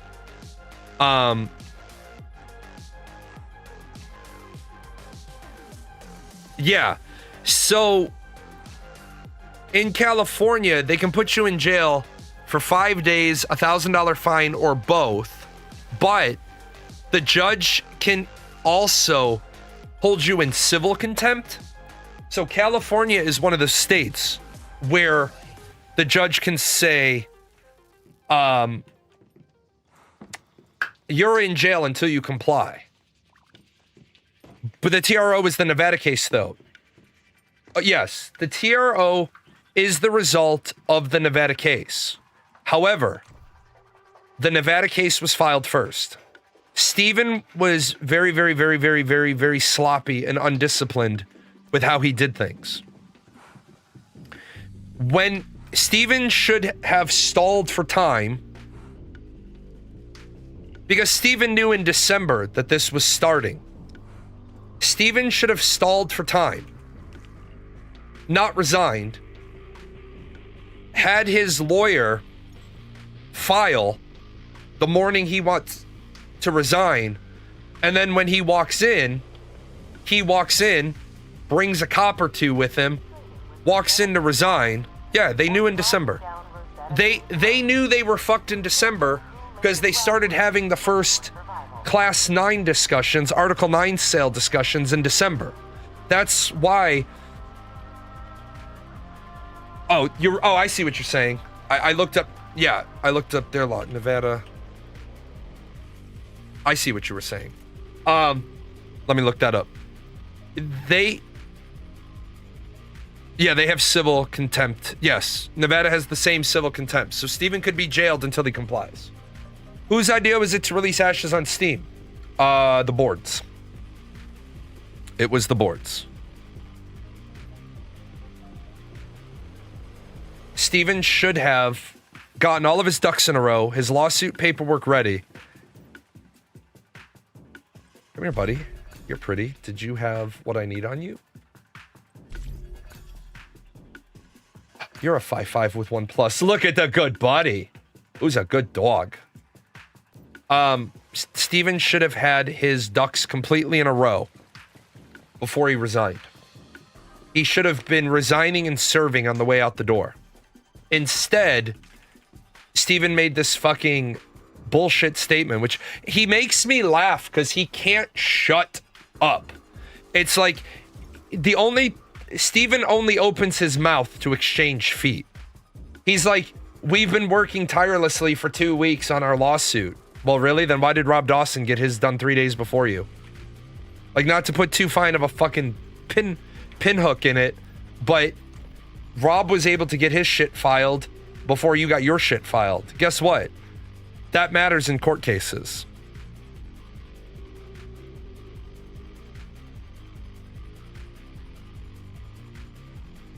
Yeah, you know what the worst part is? Having to get a lawyer to do something really fast the way Steven has to do now that almost everybody has skin in the game. Right. So here's what the Ashes of Creation fans have to accept. Ashes is gone. Ashes is gone.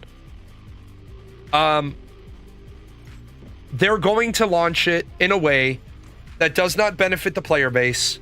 They're going to launch it in a way that puts the maximum amount of return on investment back into their pocket. That's all they care about. That is all they care about. Rob Dawson does not give a shit about if Ashes is successful or wins Game of the Year or Game of the Decade or Game of the Century, because Rob Dawson doesn't have a MMO Messiah savior complex. What he has is, I put $80 million into this game, this company. I'd like to get 80 million back and then some, because I'd like a return on my investment. Because now you're not employing a lawyer and a paralegal, you have to employ a fucking partner and 5 of his associates. Yeah, that's the problem. When you let shit get out of control, in order to play keep up, you're burning a unprecedented amount of manpower. You're absolutely right.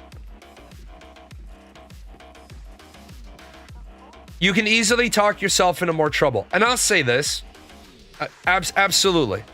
Have there been times where it has chapped my ass because I want to talk when I've been involved in a lawsuit? Yeah, absolutely. But I'm not paying my fucking attorney $400 to $600 an hour to fucking be smarter than my attorney. That whole thing I say that people always accuse me of thinking I'm the smartest guy in the room. Are we talking about the law or are we talking about legal procedure? Because if we're talking about legal procedure, I'm paying a person that is smarter than me. If I thought I was smarter than my lawyer, why the fuck am I paying that lawyer? I should be paying a different lawyer. But Steven just can't help himself, man. He's got to talk. He's got to talk. He's got to try to control the narrative. It's like when he did the thing, he's like, let's just let the lawsuits come out and all the truth will be revealed. Okay. What about Rob Dawson's lawsuit that he said the Sharif loans, the Sharif deal, the John Moore loans? Are we just not going to talk about those?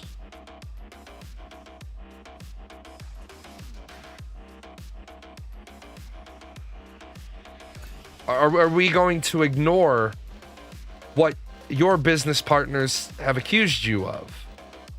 And that is stealing from them.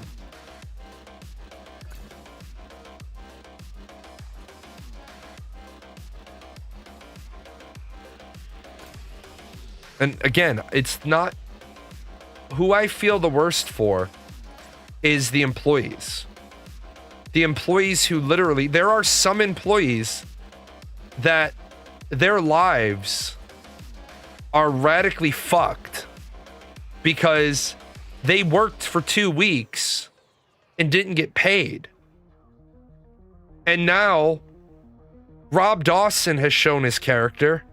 Like, dude, if you're allegedly this multi-fucking millionaire, then yeah, it sucks for you, but at least do part of the right thing and reach into your pocket for another 1.6 million and pay your fucking people so they can make mortgage payments and put dinner on the table. Like, that to me is why nobody, if they start talking, wait, you meant, wouldn't they send it to his lawyer or legal team? Not necessarily, because you have to, if his lawyer wasn't, and I don't know if his lawyer was entered as attorney of record. Remember, my attorney of record is my attorney of record on the offense. My attorney of record is when I direct my attorney to show up and file something for me. Unless my attorney has filed the appearance notice, you can't serve his New York attorney who's serving paper in California for your Nevada court case, because they're just going to look at it and be like, okay, but we don't represent him in that matter.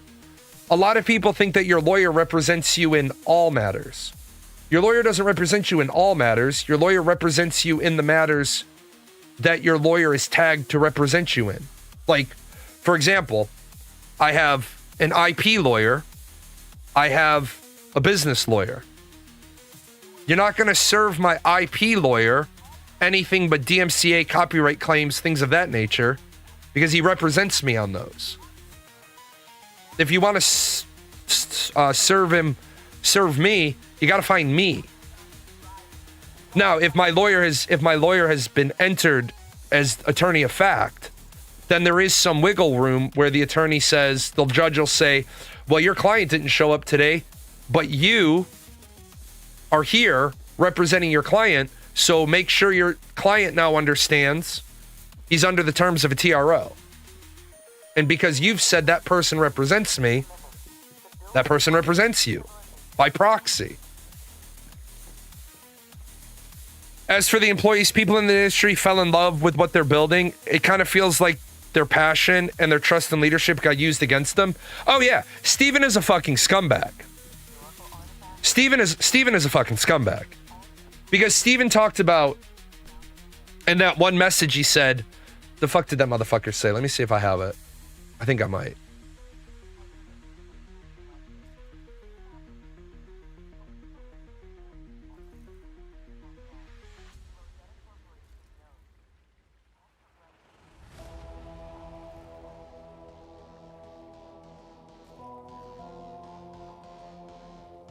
It is certainly heartbreaking to see the impact to the people I care about, both my developers and community, but given what has transpired and the lack of facts available to the public, the reputational impact is something that cannot be avoided until the record is set straight with the proper public filings. Dude, you are the one that hurt your community. You are the one that hurt your employees. It was fucking you. You did that shit. Steven's, his brief, if you guys haven't seen it, I recommend you go read it. His legal brief is Rob Dawson continuously withheld funds. He can do that. He can do that. Unless he signed a piece of paper already agreeing. And that's where Rob Dawson is probably going to get investigated. And Rob Dawson is probably going to have his own list of issues. Rob is not contractually obligated to throw good money after bad. He's under no obligation, no requirement to do that. He is not required as individual to keep putting money in every week. Now, where Rob fucked himself, and remember, I'm not a lawyer, but I did stay at a Holiday Inn Express. Rob operated as chairman of the board of Intrepid Studios and as owner of TFE Games Holdings, and he forgot to notify more senior secured lenders when he did the sale, and he knowingly and willfully was engaged in an Article 9 sale without notifying the employees via WARN Act. Now, all of those facts put together would have to be brought and those facts will be brought together by the class action lawsuit.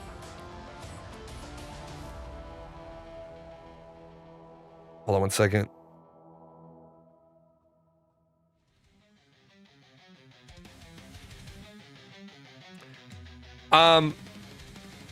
And Rob is going to face this twice.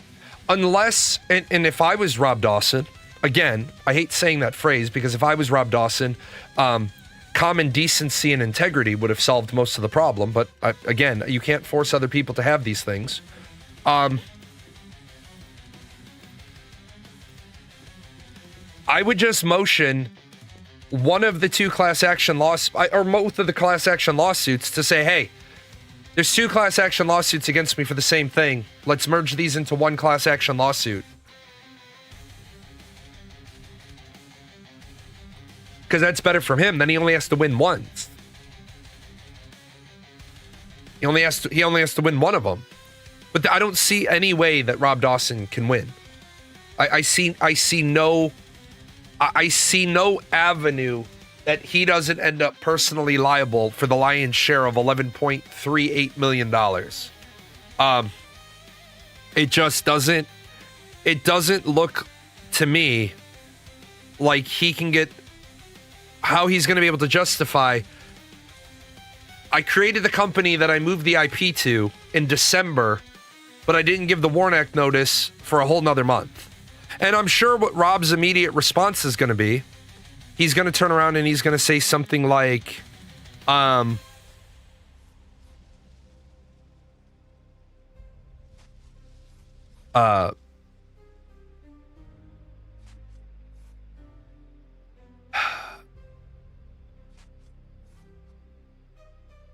I consulted a lawyer, and that's fine.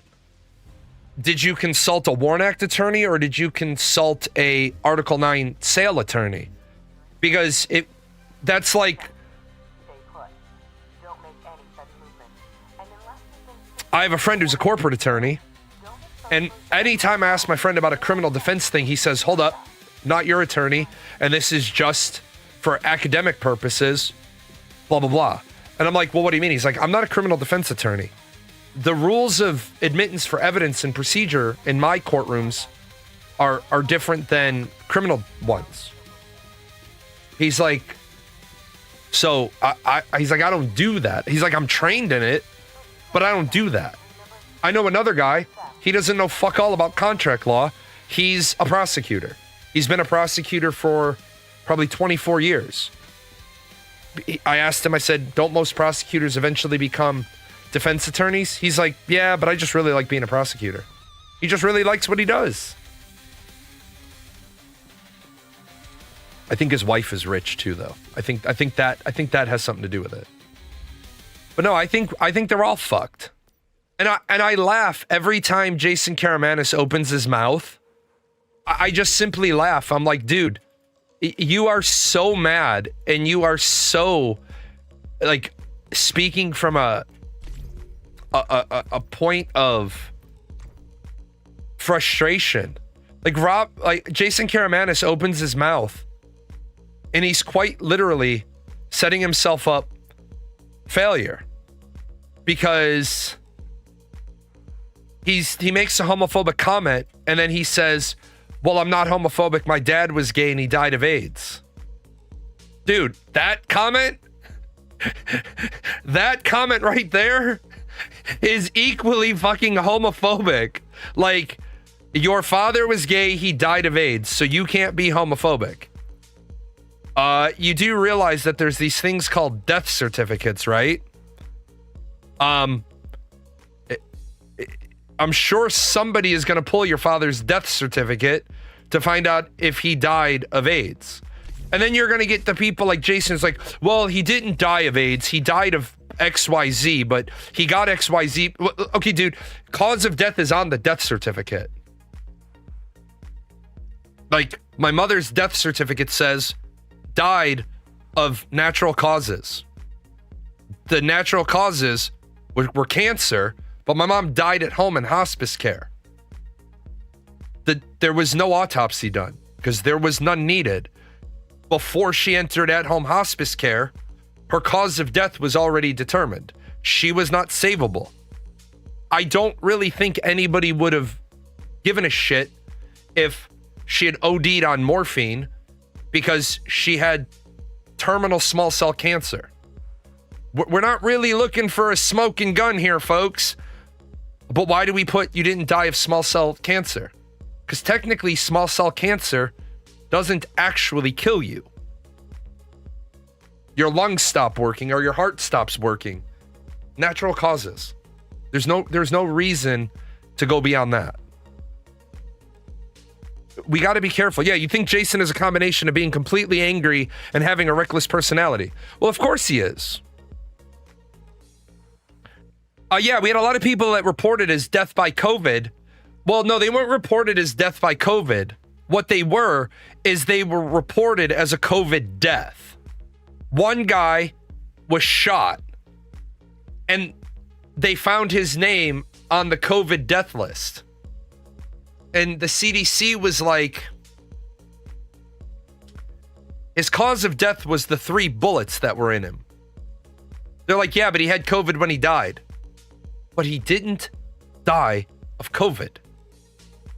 Another woman, she was in a car accident and she had COVID. She had just tested positive for COVID and they wrote her up as a COVID death.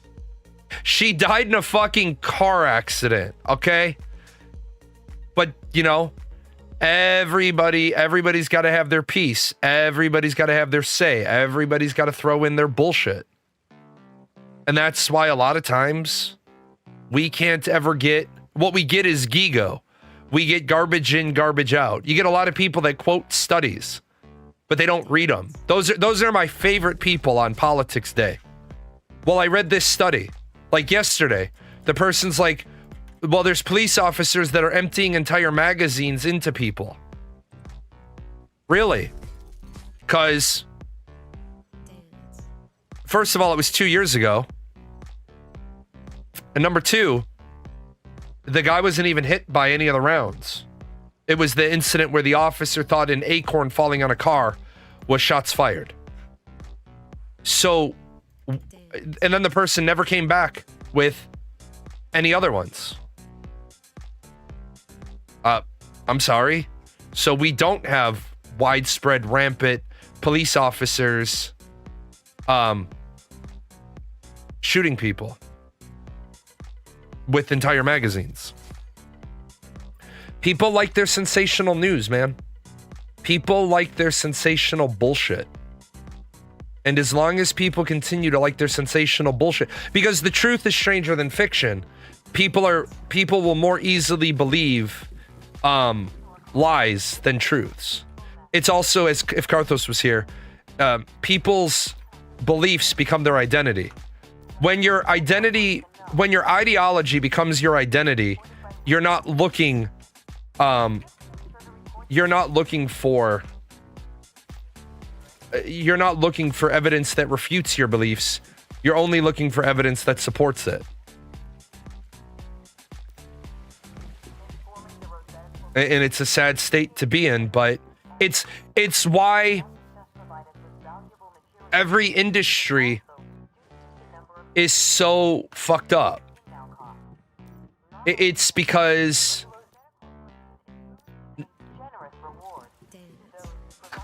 people make excuses. I'll use MMOs since we're in the video game channel today. I'll use MMOs. People will make excuses for game developers and they'll say, well, what are you expecting? All game launches are rough.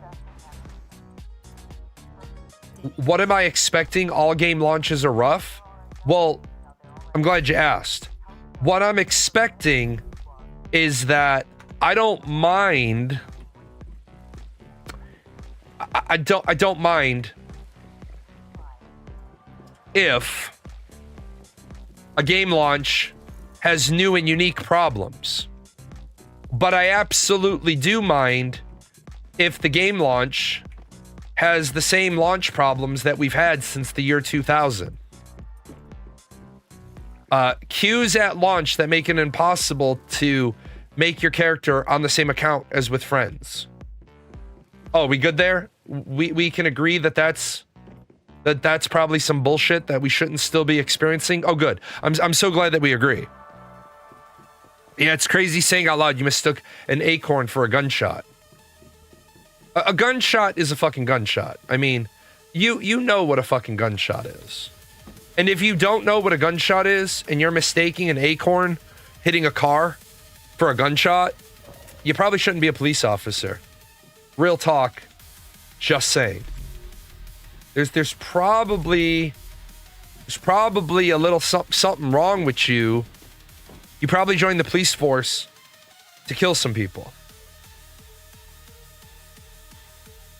Like our guy from earlier, who didn't even know he was an 11 Charlie, and he didn't know how to spell the word mortar correctly. And no, I'm not making fun of him if he doesn't know how to spell the word mortar correctly. If you say, man, I don't know how to spell because I had a bad education. Cool, you had a bad education. Then isn't it at all possible that you shouldn't be arguing with me? I'm just asking. Like, if you know that you don't have a good education, stop arguing.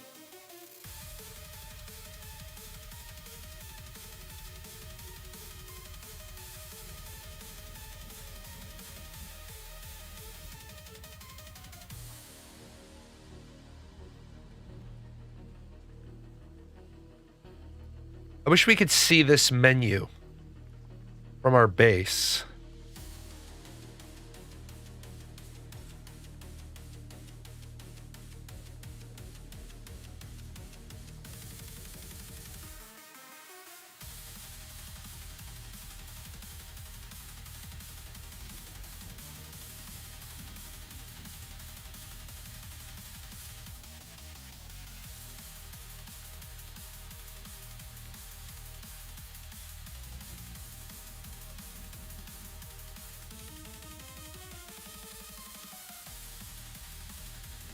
But yeah, I thought it was a.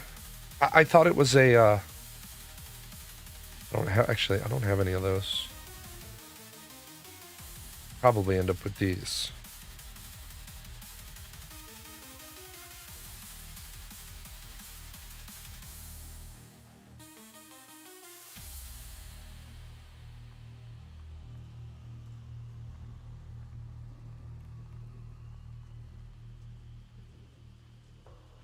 Damn it.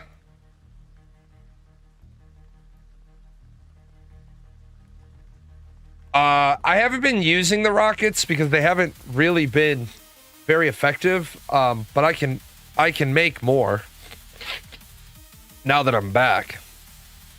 I just didn't make any this morning.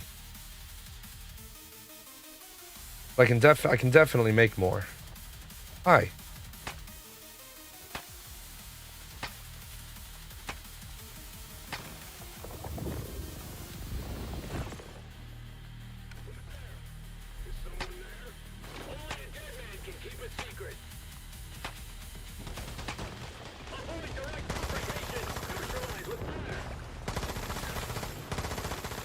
I think 100 as the threshold for these things to show up is too low.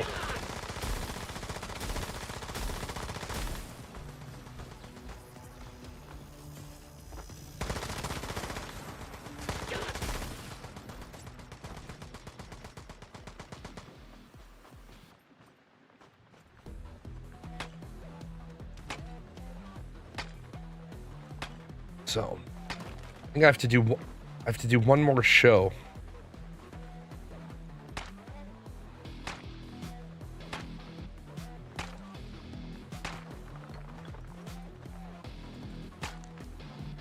I have to do one more Once Human show, I think.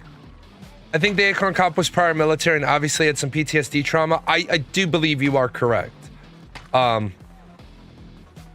Again, though, not to do too much politics on a video game day, but it's just going to get worse now because they're going to change veterans ratings based on how are they stable on their meds or not. But that was never, I don't want you have baffling behavior. That was never the intention. That was never the goal. The money that you get for being a disabled veteran isn't supposed to be what your behavior is like on your medication. It's supposed to be compensation for the fact that the military broke you. It's like, oh, we broke you and you have to take meds for the rest of your life, but because you're okay with on medication, we're not going to give you any compensation. It's like me, and I have no problem sharing this because my sharing has helped several other vets go out and feel like they can go talk to their provider. I have to be on different meds when I'm going out and about. I'm on, if you know psychology, you know that what they talk about is your ODLAs, your ordinary daily life activities. I'm a recluse. I don't leave the house. I go to Disney, but while I'm at Disney, I'm on medication to be out in public. But when I'm on that medication to be out in public, my ability to function mentally, like intellectually, is diminished because it coats me in a fog. It gives me a much bigger buffer to people's bullshit. Well, I don't think the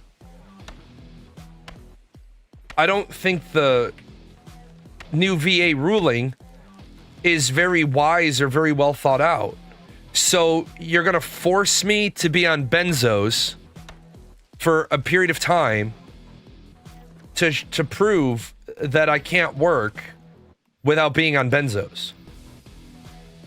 I'd rather not go back on benzodiazepines, thank you very much. Like, I'm not your fucking lab rat. I don't want you messing. It took 5 years to find a cocktail of meds that gives me a decent, ordinary daily life. Like, my wife is at a bowling tournament with my kid today. Before she left, she said, do you have everything you need for the day? I said, yeah, I have my half chicken, my potatoes, my vegetables. She's like, are you sure you don't need anything else? I was like, no, I don't need anything else. I'm good. If I need something, I'll call my 20-year-old who lives right up the road and I'll be like, hey, can you do me a favor? I didn't realize I don't have margarine. Because I don't want to medicate to go to the fucking grocery store. Because then the rest of my day is shot. You know what I'm saying? I don't want to have to take Valium to go to a fucking market. If my wife goes with me, it's okay. Because my wife will be like, go back to the car. Like, back to the carriage. Like, go away. I think what they're doing to the veterans in this country is absolutely unreal.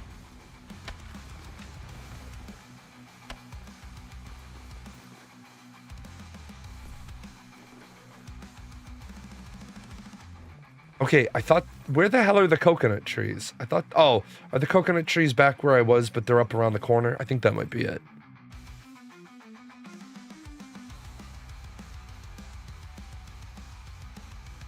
It's just like years ago, they made it so that it's harder to retire from the military. They raised the... Yeah, but where are they up here? Because I'm at the Shroom Cave. And I didn't see coconut trees.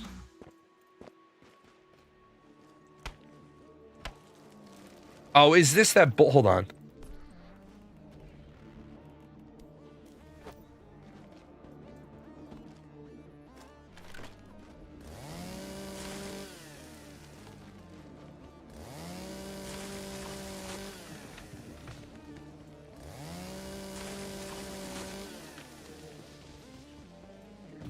Yeah, yeah, there's banana trees here, but there's usually banana and coconut. Oh, hold on. What the fuck?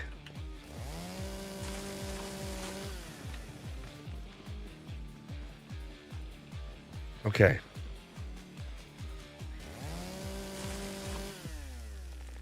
Did they put us back on that stupid build where we can't get them without the golden axes?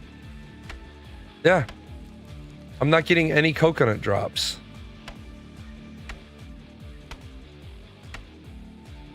Yeah, there used to be banana and coconut here.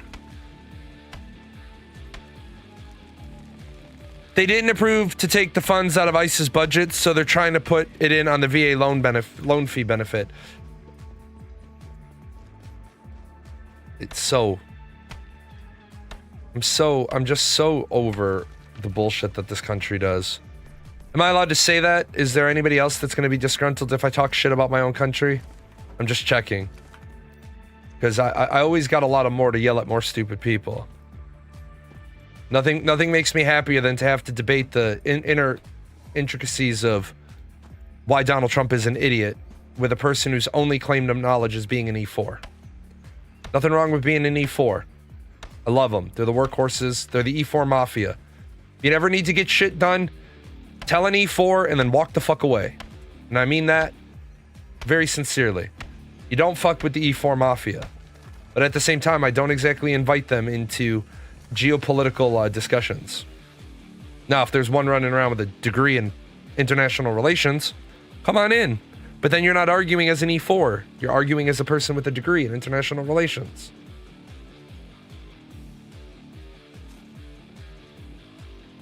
Although I am glad that in back-to-back days, people on my show have proved what I said. The military lowered its standard too low. Yeah, dude, what the hell?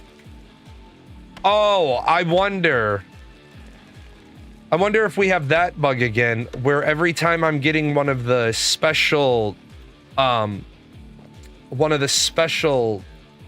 feast buffs, if I'm not getting the coconut. Remember that patch about 6 months into the game when they did that first event where you couldn't get acid off of anything because everything was giving the redeemable whatever. I can't remember what it was. What did you think about Pam Bondi? The Dow is 50K. I didn't see that one. Did she say something stupid?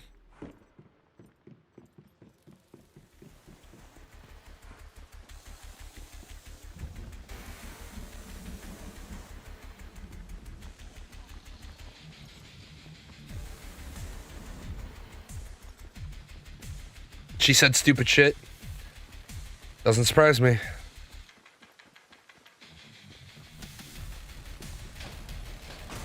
Oh yeah, that's true. You know, if I was in Congress and I was about to receive testimony from somebody, I shit you not, this is what I would say to them. I would say, good morning, and I'm about to ask you a bunch of questions, and what I don't want to hear from you is a bunch of thank yous for the question. I know it's a good question because I'm asking it to you. Now, your answers are going to be limited to yes and no. I'm sorry, but you've already proven that you're a fucking douchebag and a half. It's a yes or no question. Have you released all of the Epstein files? That's it. It's a yes or no question. Yes or no, have you done this? Now I'm going to ask you a why question.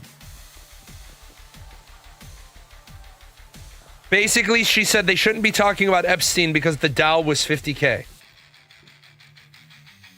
Interesting. It's very interesting to know that we shouldn't be talking about Epstein Island because the Dow has anything to do with sexual abuse survivors. Did I miss a jump in logic here? Did I miss something? What the fuck does the Dow being 50K have to do with I want to put criminal sex offenders in jail? What the fuck did I miss? Did IQs drop off sharply while I was at Disney World? This is a cool way that you did your base. If you guys have never seen the way he did his, the foundation is there, but then because the height and everything of the base, he dropped the other foundation up to foundation and wall. This is a really slick way to anchor one side of a base. Really, really slick that way.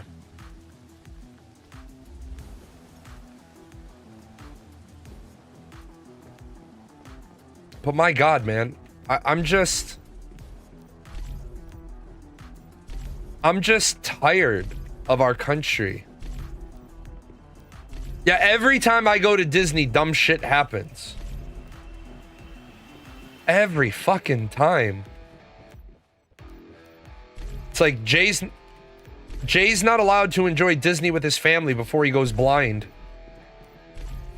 By the way, I'm gonna let you all know right now, the end of May, around Memorial Day weekend, you should stock up on canned food and shotguns. Because I'm gonna be gone at Disney for about 9 or 10 nights. Because I'm driving down and driving back, and then we're gonna see our other child. So you all should plan Memorial Day weekend to be at home and not go out of your house.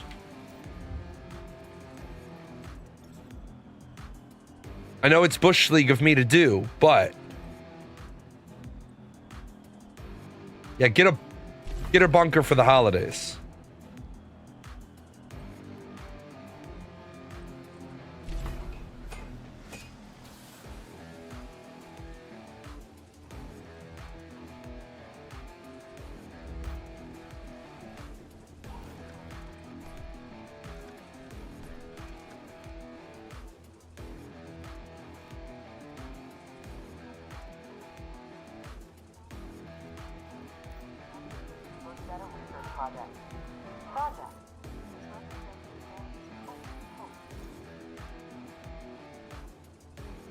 Just things make me laugh. I'm gonna finish up this little bit right here, and then I'm gonna go make a half chicken. My wife,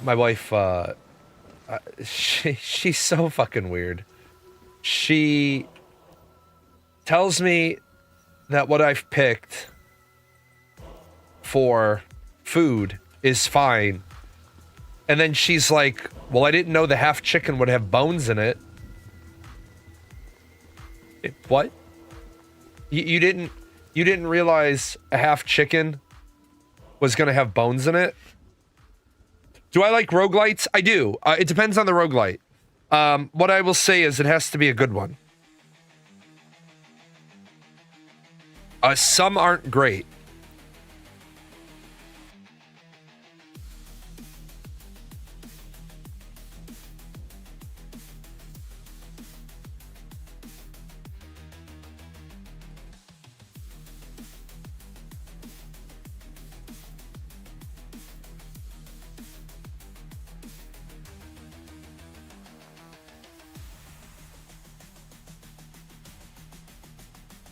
Disney has a new CEO, and let me tell you one thing about the new Disney CEO that let me say this to you. Josh D'Amaro has already impressed me immensely. Number one, in his first week as CEO, because I believe he's acting as CEO. I mean, obviously, Bob Iger wants to be done, so I don't think they're having a pissing contest. I really don't believe that's happening. Josh D'Amaro's first thing that he said was, okay, Disney fans, I've heard you. You like Rise of the Resistance, but you don't love it. So what he's done is he's told the Imagineers, he said, what do you need to do to make people love Rise of the Resistance? I'm sorry, love Smuggler's Run. And so he has tasked out people to work over a ride that's been launched for 7 years, because he literally said, I've heard you don't love it. And then they've been working on Villain's Land for like 18 months. And what Josh D'Amaro says was, he says, Imagineers, scrap everything, because we're not wasting the opportunity to make an amazing game. or make an amazing land. He's like, you were told originally to build on a budget. And now I'm telling you, I don't want you to build on a budget. I want you to build something that's worthy of Villain's Land. The last 3 CEOs, Chapek, Iger, have always told the Imagineers, you got to have some financial restraint. Well, Universal Epic Universe by Universal Studios, they spent $8.8 billion building their new park. You're not gonna compete with an $8.8 billion new park. Oh, forgot they included that shit. You're not gonna be competitive if you're trying to do it on the cheap.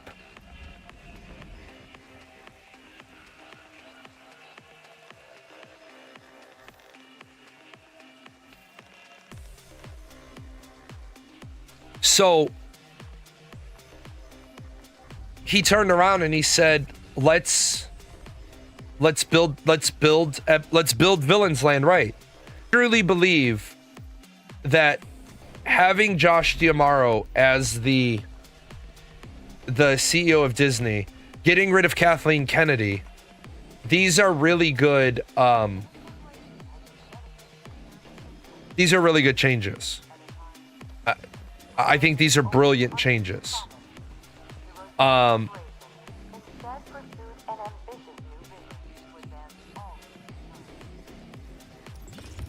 Without a doubt. We can't have you can't push forward into the future. Like, I will say this as well. They fixed the animatronics faces on the Frozen ride. And they look amazing. Now, did it change the ride? No. But is it going to make your little ones not emotionally scarred for seeing these weird ass faces? Yeah, I think it was a good direction. I think it was a good thing to do. I think Josh D'Amaro is exactly what Disney needed. I can see Josh being a 15-year CEO. I can see him fixing, and some of you will get excited, I can see him fixing Marvel. I can see him fixing Star Wars. Right? I can see him doing these things because he loves Disney. He's not a billionaire. He's not a leader. Fixing Star Wars? Simple. Ready? You want to know how you fix Star Wars? Stop making Star Wars for 5 years. You want to fix Star Wars? I'm not even that good. I'm not even that creative of an idea guy. Do The Mandalorian. Stop making shit then.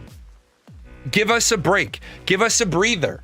Give us some time without Star Wars. Let absence make the heart grow fonder. But while you're doing that, film 12 movies. 3 trilogies that lead into a combined trilogy. Tell the story of a new Jedi. And leave Rey the fuck out of it. Tell a story of a foundling who becomes a bounty hunter. Tell the story of a Sith apprentice. Bounty hunter movie, Jedi movie, Sith movie, right? Part 2, part 2, part 2, part 3, part 3. Part 3 at the end of the part 3 movie. What you do is at the end of the first movie, you come to a conclusion. The end of the second movie, the end of your second movie is the first movie's conclusion. The end of the third movie is the second movie's conclusion. And then you've given every fan base a new hero to root for. You've given Jedi lovers a new Jedi to love. You've given Sith a new Sith to love. You've given Mandalorians a new Mandalorian to love. And now you take the 3 adult versions of these characters and you tell a story, a trilogy story. You literally, what you've done is you grow these 3 characters up from children to adolescents to adults. And then as adults, they have 3 more movies. They have another trilogy. You've quite literally given yourself 12 years of movies on a battle rhythm. It gives you, what you're not trying to do is you're not trying to produce 9 movies in 5 years. You're trying to produce 12 movies in 12 years. Well, Jay, how do you know that'll work? Because it already has worked. How do I know it's worked? Anybody remember Saw? Anybody remember the early era of Saw? Battle rhythm. Every year. Shit, man. Saw made Twisted Pictures billions of dollars. Saw made them so much money because Tobin Bell is a creepy motherfucker. What'd they do? They double backed and they brought Tobin Bell back. They're not doing continuations. Chris Rock, I like Chris Rock as a comedian. I don't necessarily care for him as an actor, but I like him as a comedian. Chris Rock buys into the 3-4, so sad. Chris Rock buys into the Saw franchise.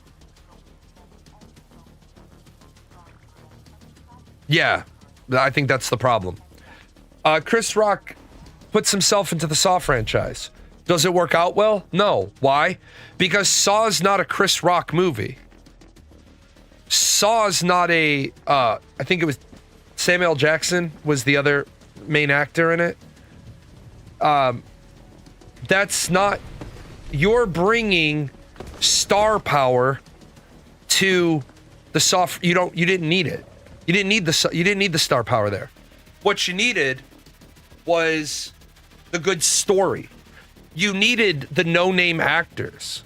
Like, Danny Glover is the detective in Saw 1. That's okay. Because Danny Glover didn't exactly have this massive career where his star power is interfering. But when you see a big-name star in a movie, you're not watching a movie, you're watching is Die Hard a Christmas movie? If you remember, before Bruce Willis lost his ability to speak, he's got aphasia. Bruce Willis says, Die Hard is not a Christmas movie. It's a goddamn Bruce Willis movie. The Expendables. Why is The Expendables such a ludicrous movie series? Because they literally make fun of the action movie franchise. And that's what makes it good. Star Wars doesn't need star power. Star Wars needs nobodies. It needs a good story. For example, Pedro Pascal. No, once you breed an animal with a deviant, you can't get it past 4-5. I've popped them 5-5. You actually have some of the ones that I've done. Those grow shrooms were done like that. They were,